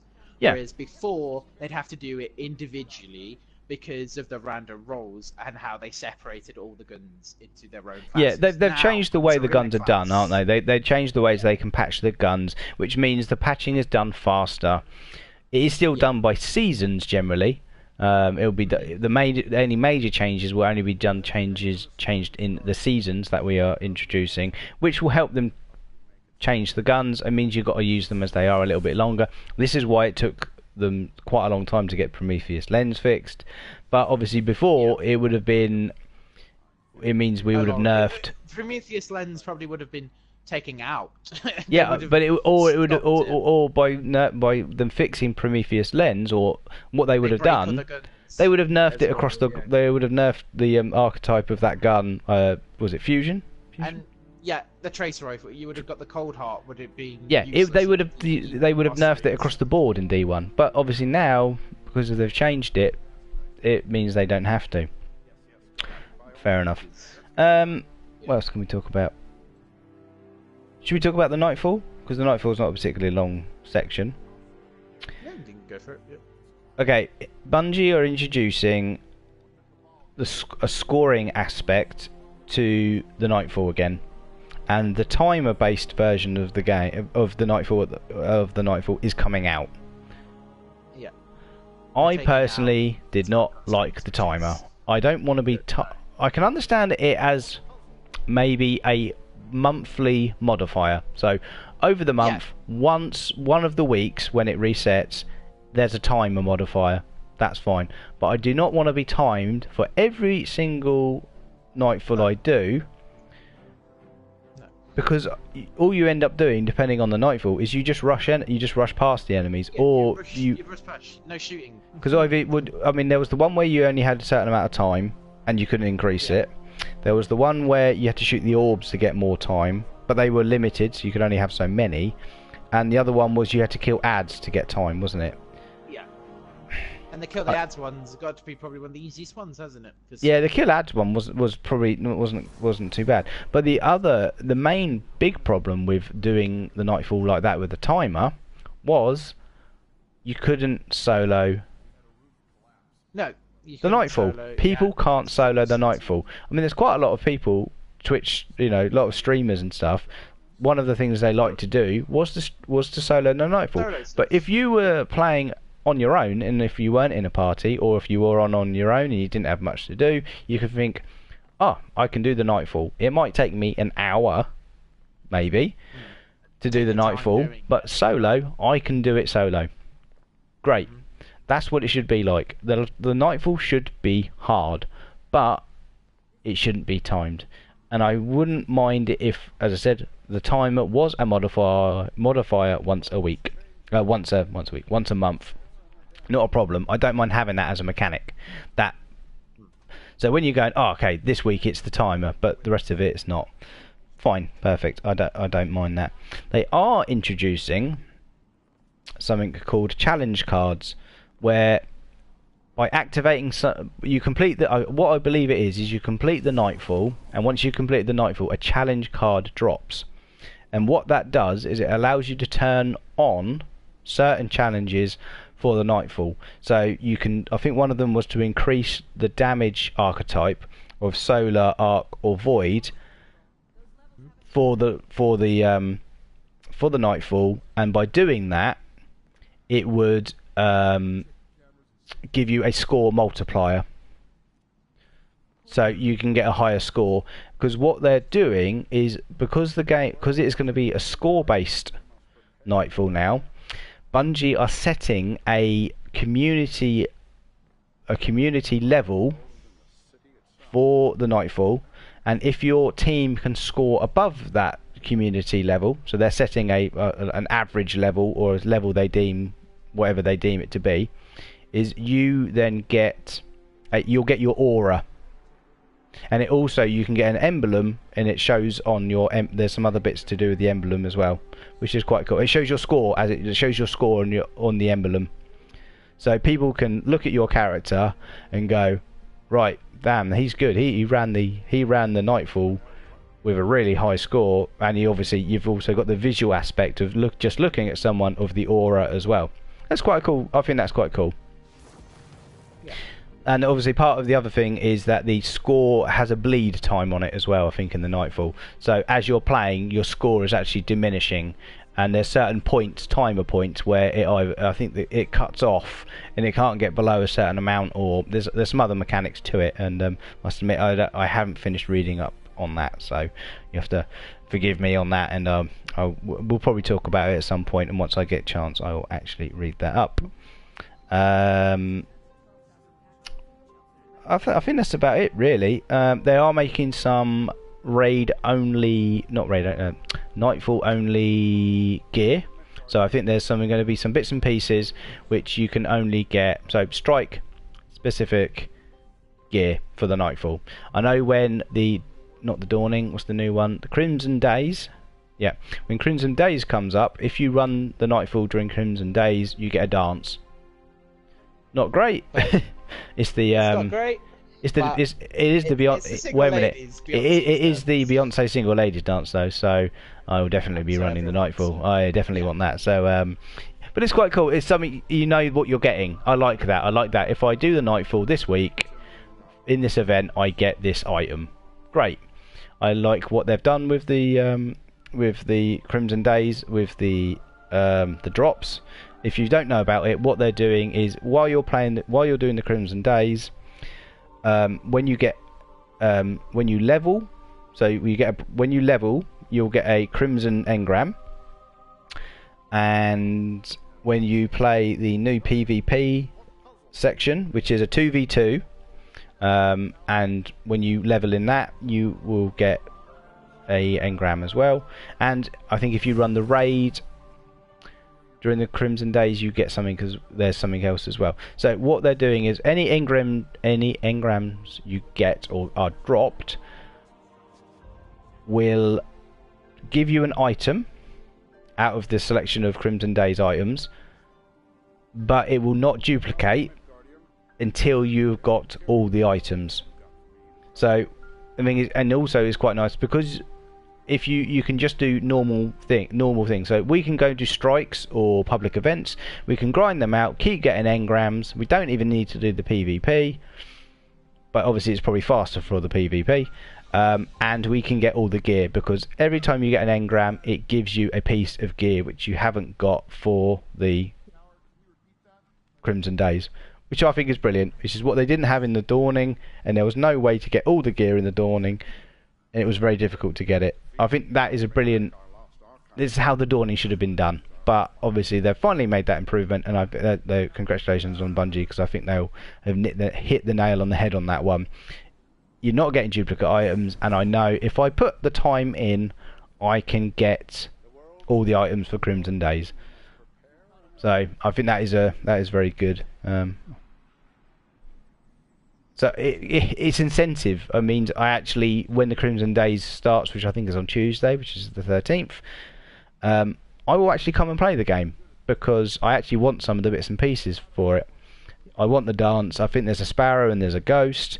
There's something you get if you run the raid, and there's obviously Crimson Days gear as well. So I actually have incentive to play it, and I know if I do put the time and effort in, I can actually get all the bits and pieces in the event. So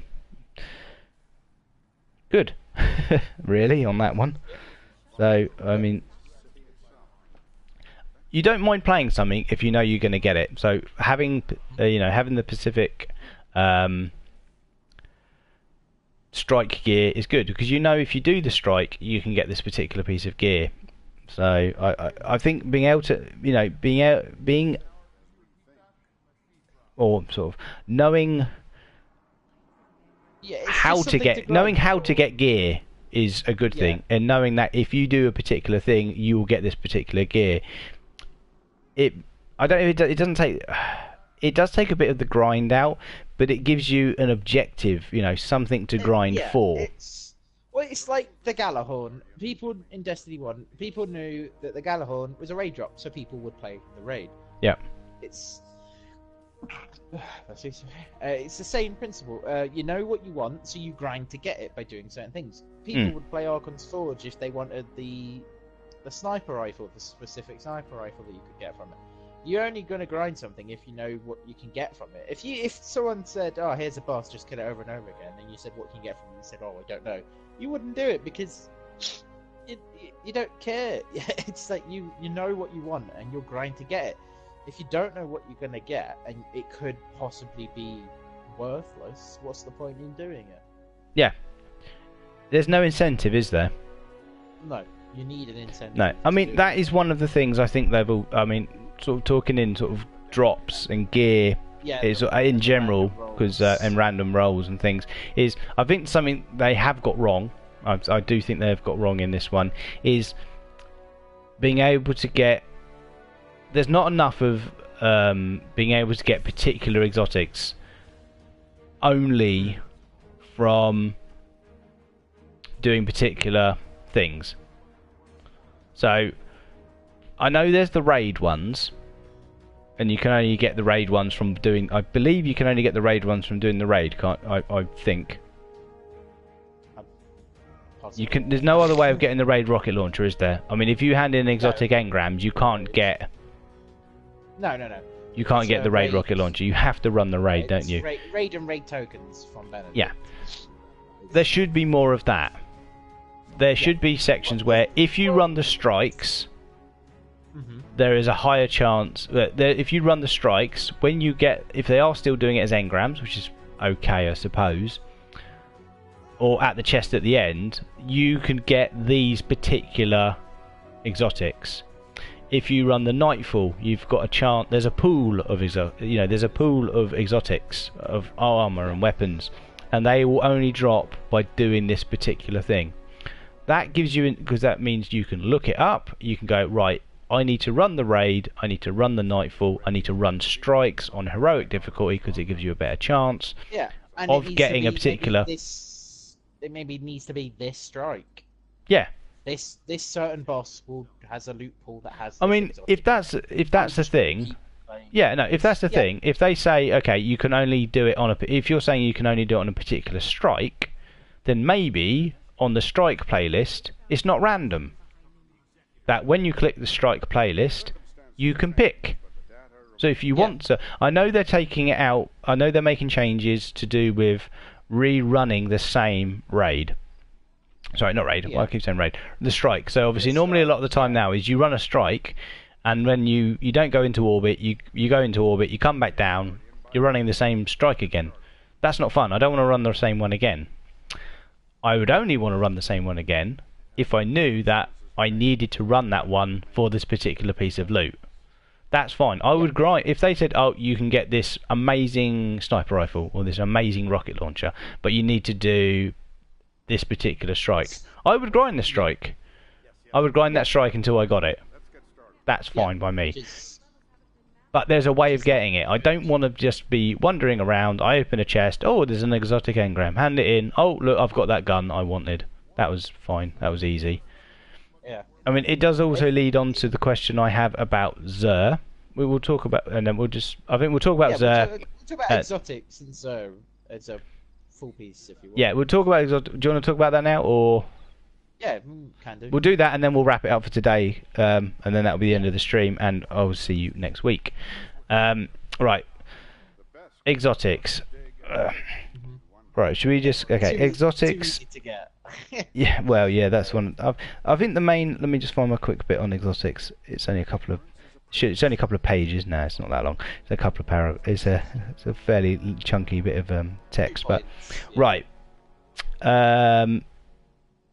Okay. Problems with exotics. Exotic duplication glitch. Bungie are that is being fixed or looked at, and it hopefully in a coming update. Well done. They've tried to patch it slowly. It will be fixed. Fair enough. Okay, that's good. Yeah. Okay, let's talk about Xur as part of this as well. Okay, I'll ask you, Zach. Do you think you should be able to get fated engrams, which is the once a week thing from Xur, exotic, where it will give you an exotic for that character? Is it just character based or is it account based? I can't even remember. I believe it's account based. Account based. I think. Account based. Should you be able to? Should you get that exotic? Should you be able to get an exotic which you haven't got? Is that a good thing? I want to say there's yes and no. It's nice to get, so it's definitely not a duplicate. It's nice that you know it's not a duplicate. But another thing is, it's already too easy to get exotics. You can throw on a fighting medallion, you can run public events, and you could come out, do a day's worth of 5 exotics, which people say 5 exotics is not a lot. If you played Destiny 1, you would know 5 exotics is a lot. Yeah. In Destiny 1, 5 exotics was a lot. You could go exotic grinding, where you do a glitch where you just keep killing the boss and killing yourself using 3 of coins and such and such and such, where people did. It's just one of the things in Destiny 1 because of how much the grind was in Destiny 1. Yep. And people, you couldn't, and it'd be rare to get 5 exotics doing doing what people would call an exotic farm. It was rare to get 5 exotics. The whole point of your whole day's worth of gaming was to get exotics, and it'd be rare to come out with 5. And in this game, you can get 5 just like that. You could get 10 exotics. If we played this for a day, solid, doing different stuff, opening chests and using the tokens and stuff that they've recently come in, which is just crazy, which give you high exotics chance. We'd probably come out with like, I don't know, 15 exotics, I would have thought. Yeah, easily. At least 15, probably, I'd say. It's too easy to get exotics in this game, especially, Rob will talk about this, but getting exotics in the story as a reward. Yeah. Why? Yeah. If I remember correctly, I played through Destiny 1, and I don't believe in any of the Destiny 1 story I was given an exotic. It just makes them worthless. Yep. Do you think as soon as you have too much of one thing, it's no longer a rarity? If you're getting given Sunshot in the story mode, probably one of the best exotic weapons to date because of the explosive, the way explosive rounds work on guns. Is it rare? Do you feel like you've worked for it? Do you finally get that Galahorn moment when you get given an exotic? The answer, no, you don't, do you? I mean, it's a good gun. It's like Mida as well. It's good, but but everyone's got it. Everyone's got Sunshot unless you've broken it down. Everyone's got Mida unless they've broken it down. I mean, I don't think exotics should be given to you as part of the campaign. The only way you should get an exotic is for playing the game and for playing the difficult content of the game and putting the time and effort in.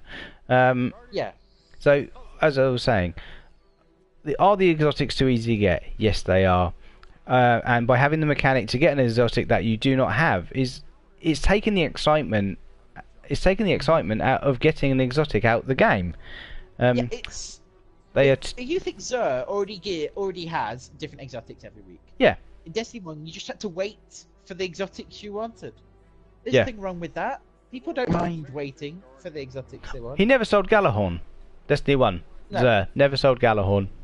He did sell Icebreaker, but he never sold Galahorn. The only way you got Galahorn was actually getting it as a raid drop at the beginning of Destiny, or later on there was the quest which gave you Galahorn. Yeah. Which I don't know if that was a good thing or a bad thing, but That was just more of a... Because at the time, Galahorn had already become such a thing that they just wanted to show any new character that would start. Because when they brought out Destiny the Collection, they just wanted to show people what the Galahorn was like. And oh yeah. but by that time, I think the Galahorn had been, I think it had been nerfed, hadn't it? It wasn't the same. Yeah, it'd been passed. Yeah. It passed. Like the time of the Galahorn had passed. Like it was no longer. It's still a really good rocket launcher. Oh, like, very good rocket launcher, but it wasn't what it wasn't what it was year one Destiny 1. that thing. You had a team of six people with Galahorn. You could kill Crota in about cry. yeah, Crota would exactly. just sit there and cry. You could kill him in one turn. You could kill him in one cycle. And that would be it. You could melt him in about 40 seconds, and that would be it, and it would be done. I mean, you don't get that in this game. No. Right, because the exotics are too easy to get, do you feel the urge to grind for them? No, because you know that if you... Xur is a thing. Yeah. I don't. I like that. I have no problem with Xur being in the game and being able to buy exotics. I think that is fine. I think the exotic Xur sells are generally lower level exotics. I think they are not. They're never normally top, as I would call. They're not top tier exotics. They are not. They're not the be all and end all. As I said, he'll never have the raid rocket launcher, which is very good. And there's other weapons and bits and pieces that I do not think he'll ever have. There should be a thing where he doesn't do three. He'll do a gear piece for each class, which is fine. That's good. Gear piece for each class. That's good. And then he'll do a weapon. I think it should be 1 week's weapon week, 1 week's armor week. That way you don't get too many exotics too quickly. Mm-hmm. That could slow it down a little bit, which would be a lot nicer. But another thing, there should be exotic loot pools. Like we were saying with, you want this exotic, okay, it's a 0.00005% chance drop from this strike boss. You probably have to do the strike 150 times to just see one of your fire team members get it. That's what it should be. That should be the level of getting an exotic in this game. And even then, not all the exotics should be bio from Xur. They should be... If there is a way of getting the exotic another way, you should not be able to get to it from Xur. There should be different pools of exotics. Yeah, tier 1 exotics, tier 2 exotics, tier 3 exotics. Yeah. Tier 1s are general ones you can get from engrams if you get them in a public event, which should be a lot rarer drop. And you get that, yay, I've got a tier... They should actually say, yes, I've got a tier 1 exotic engram. It's a standard one. Maybe it's an armor piece. It's not too OP. It's just that type of thing. Then there's tier 2. You're farming the strike. You're looking for an exotic weapon.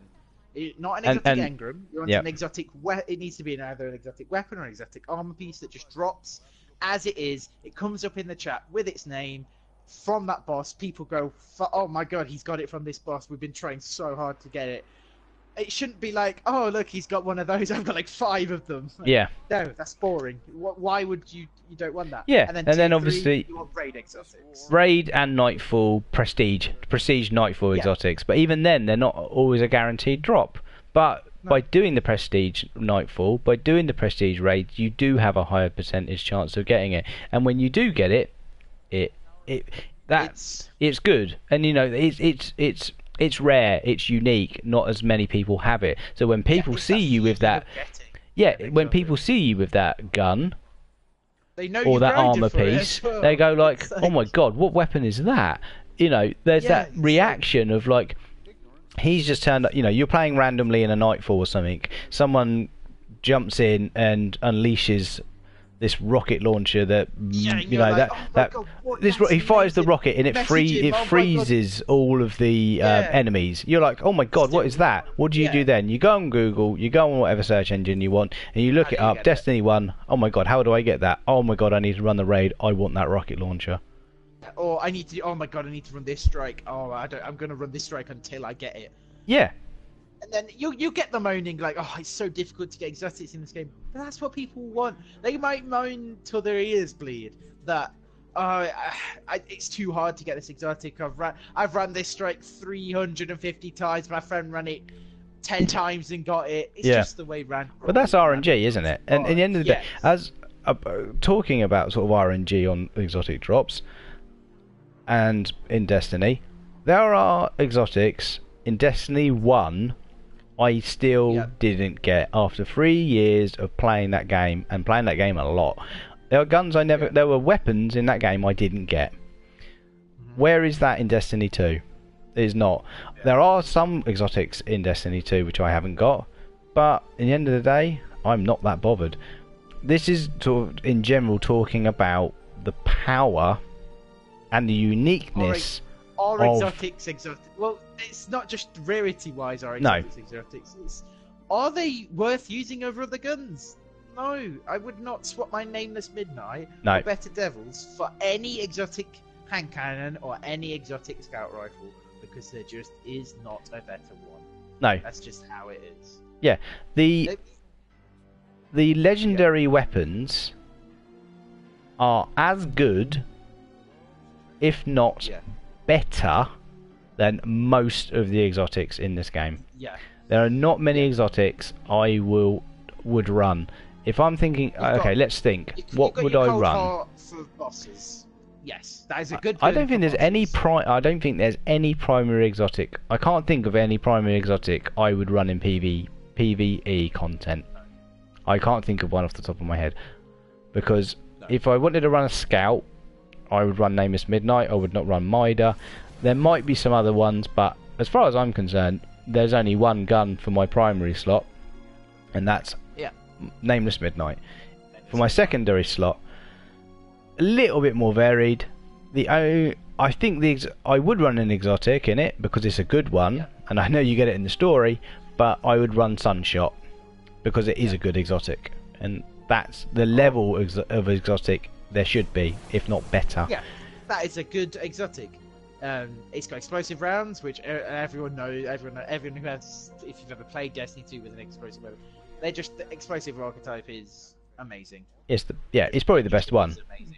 It's the best one. Um, And then on top of that, it actually has what I'd like to say is an exotic perk, unlike other guns. it's Where- when you precision kills explodes. cause them to explode, don't they? No, it's not just precision kills. It's Kills, killing them causes them to explode. Yeah. just killing them in general.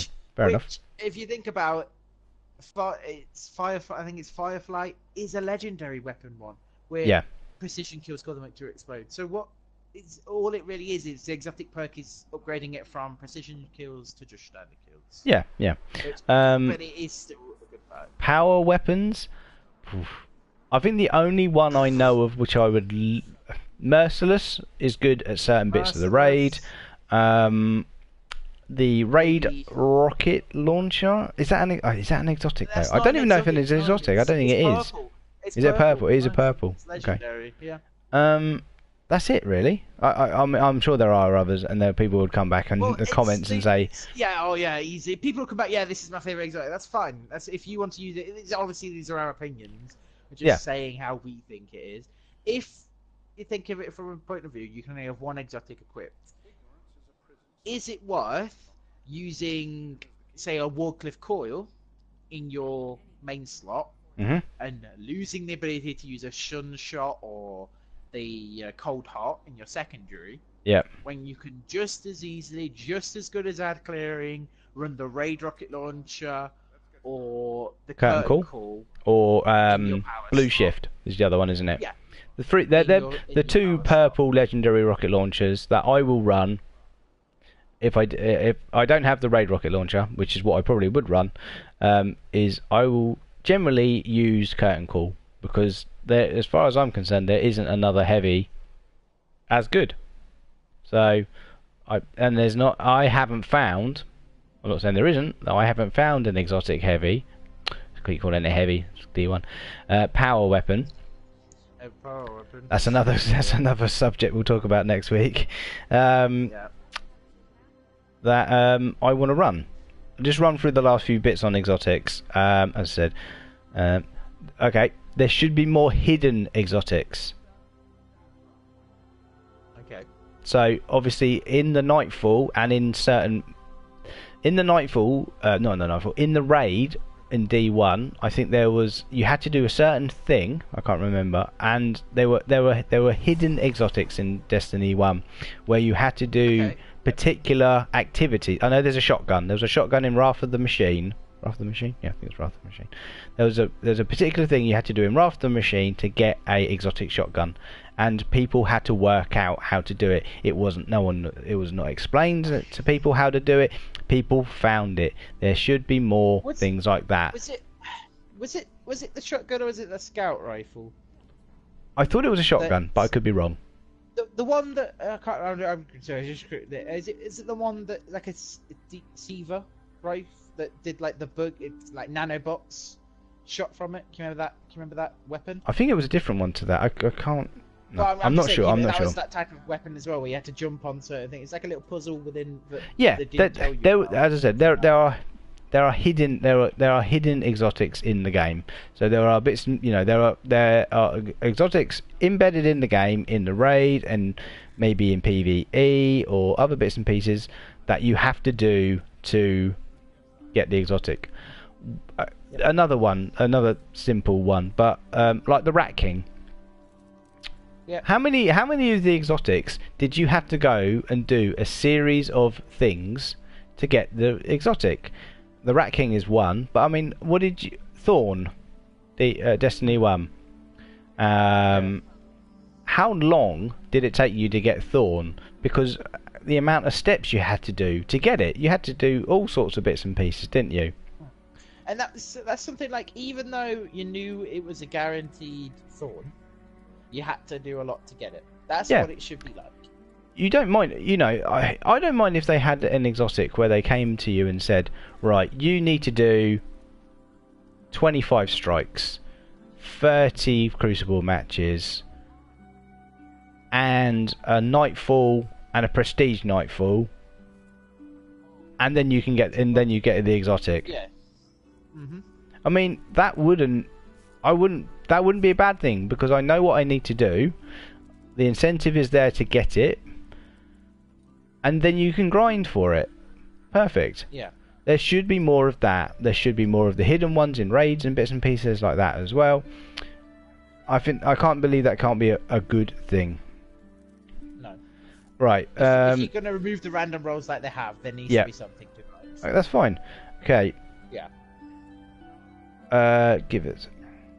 Should there be tokens? Should there be the token or the items you can buy? Like the boosters that give you a higher chance to get exotic drops as you jump off the map. No. Yeah. No, they shouldn't be, should they? Because they're too easy to get as they are. I mean, I think 3 of Coins is back, isn't it? Why they introduced why they brought back 3 of Coins, I don't really know. The exotics were not hard to get, already. So why would they do that? I think they shouldn't do that. No. Right. I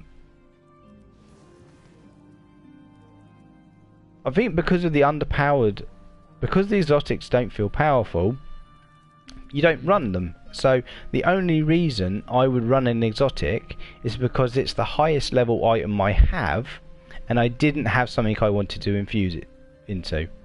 So I recently got I can't remember what it was now. It was a sidearm, one of the sidearms. You got a chest piece earlier today, didn't you? On the screen. Yeah. But just sort of in general, I got a sidearm exotic. I wouldn't normally run a sidearm because I don't really like sidearms.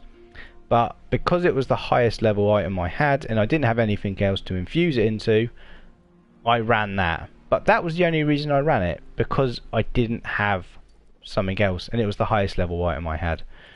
I shouldn't feel like that when I run an exotic. I should run an exotic because it is strong and I want to use it. I shouldn't have it in a slot just because I need an exotic in my slot. It'd feel the same way if you got a blue item that was higher. Yeah, exactly. Oh, this is higher, okay, I'll run it. It shouldn't be a compromise. An exotic should be exotic. It's Yeah, just, they're just exactly. Last 2 bits, and then we'll finish for the evening. Right. In Destiny 1, we had builds of characters solely based upon the weapons and the armor exotics in that game. So we had builds of characters based upon the exotics that we were using. That's because exotics were a lot rarer though as well, isn't it? Like, true, that is true. Like, but they you're like, I am making a build around this. But but that's because that's a big subject we want to talk about next week. Is the way the subclasses are done in this game, and I think that we've got some quite interesting ideas on what they could change. One of mine is fairly extreme, and we've got some more sort of normal ones, which are ones they would probably introduce. But I've got quite a really radical one, which I think will be quite interesting, and see what you guys think about that next week. But we had exotics. We had our builds based upon the exotics we had. Okay, one of the ones that you ran a lot in Destiny 1. Yep. Zach generally ran a warlock. It was the Voidwalker warlock, because he ran Obsidian Mine Helmet. Obsidian Mine Helmet, when you killed things with Nova Bomb, it gave you back more super energy. Yep. And it gave you a lot. So if you killed a big group with Nova Bomb, you would get your Nova Bomb back. He then also ran it with the exotic weapon Bad Juju, which by killing enemies, it gave you your super back. Gave you super energy, yep. Gave you super energy. Okay. On top of that, I mean, we'll talk about this later. I also had my gear set so that my super cooldown was the fastest over grenade. Yeah, because obviously they've changed the archetype of how the weapons, of obviously in this game they've got recovery. Do you know what? My mind's gone blank. I can't remember what it's called. Recovery, resilience, and mobility. Yeah, they didn't have that in D1, did they? What were the 3 in D? Do you know what? I can't believe I can't think what the ones in D1 is. Okay, this is why we're going to talk about this next week. Just grenade, melee, and super. That's it. Grenade, melee, melee, and super. It means you could build your character because of the skill trees to get your grenade back faster. You could get your melee back faster, and you could get your super back faster. Say for example, just to go quick one before we will talk about it more next week. Say you had the Titan, you had the exotic armor piece in this game that gave you 2 grenades. What you would do, you would make a build that made your grenade cooldown the quickest thing on your character, and you would just use grenades all the time. Yeah. You'd use your super when you got it, use your melee when you got it, but you'd mainly use grenades, which was fine, which was fun. You made builds, you had fun, like, but they just kind of took it away in this game. Yeah. What we need to get to is the reason we could do that with the exotics in Destiny 1 is because we could min-max our characters, and we can make the most out of the unique abilities of the exotics by being able to min-max the character and being able to set up the character how we wanted. And that made your character feel powerful. And you could build them how you wanted. You could build them round an exotic. You could build them round an ability. You would say, okay, I want my melee really fast. And because I want my melee really fast, I can run this chest piece and I can run this gun. And by doing that, I can have it sort of done so that when I kill something with my melee, I get my melee back instantly. If I kill something with my grenade, I get my melee back instantly. And then you can build your character like that. That is how you chose to do it. And if that's how you wanted to run it, you could choose to run that like that. You can't do that in this game because of the way they've set up the subclasses. But as I said, we will talk about this next week. And they need more exotics to synergize with class abilities like the Rift, the shield, and the side the hunter dance. Yep. They need to do something with that. Spin. The hunter spin. There's something more needs to be done with that, but we'll talk about that. They need to synergize this with the class abilities and the builds that you might be able to make. So as I said, we'll be talking about that next week. I think we'll wrap that up because it's just over 2 hours now, and I think that's good enough. So anyway, guys, thank you very much for watching. I hope you've enjoyed the stream.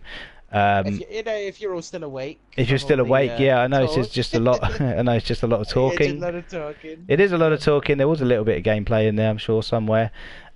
If you have any comments, feedback, or anything, please post it on this will be going up from my YouTube channel, so please check that out and post any comments on there. You will be able to see this on my Twitch channel as well, so you can always check it out there as well. Any comments, any suggestions, please leave them, and I will we'll take them aboard. If there's anything you would like us to talk about or anything we've missed, let us know, and we'll talk about them next time. So as I said, thanks very much for watching, and so it's goodbye from Zach. Yep, see you next week. And I will see you guys next week as well, so we'll see you guys I'll see you next Sunday, 7 PM. Thanks very much for watching. Yep.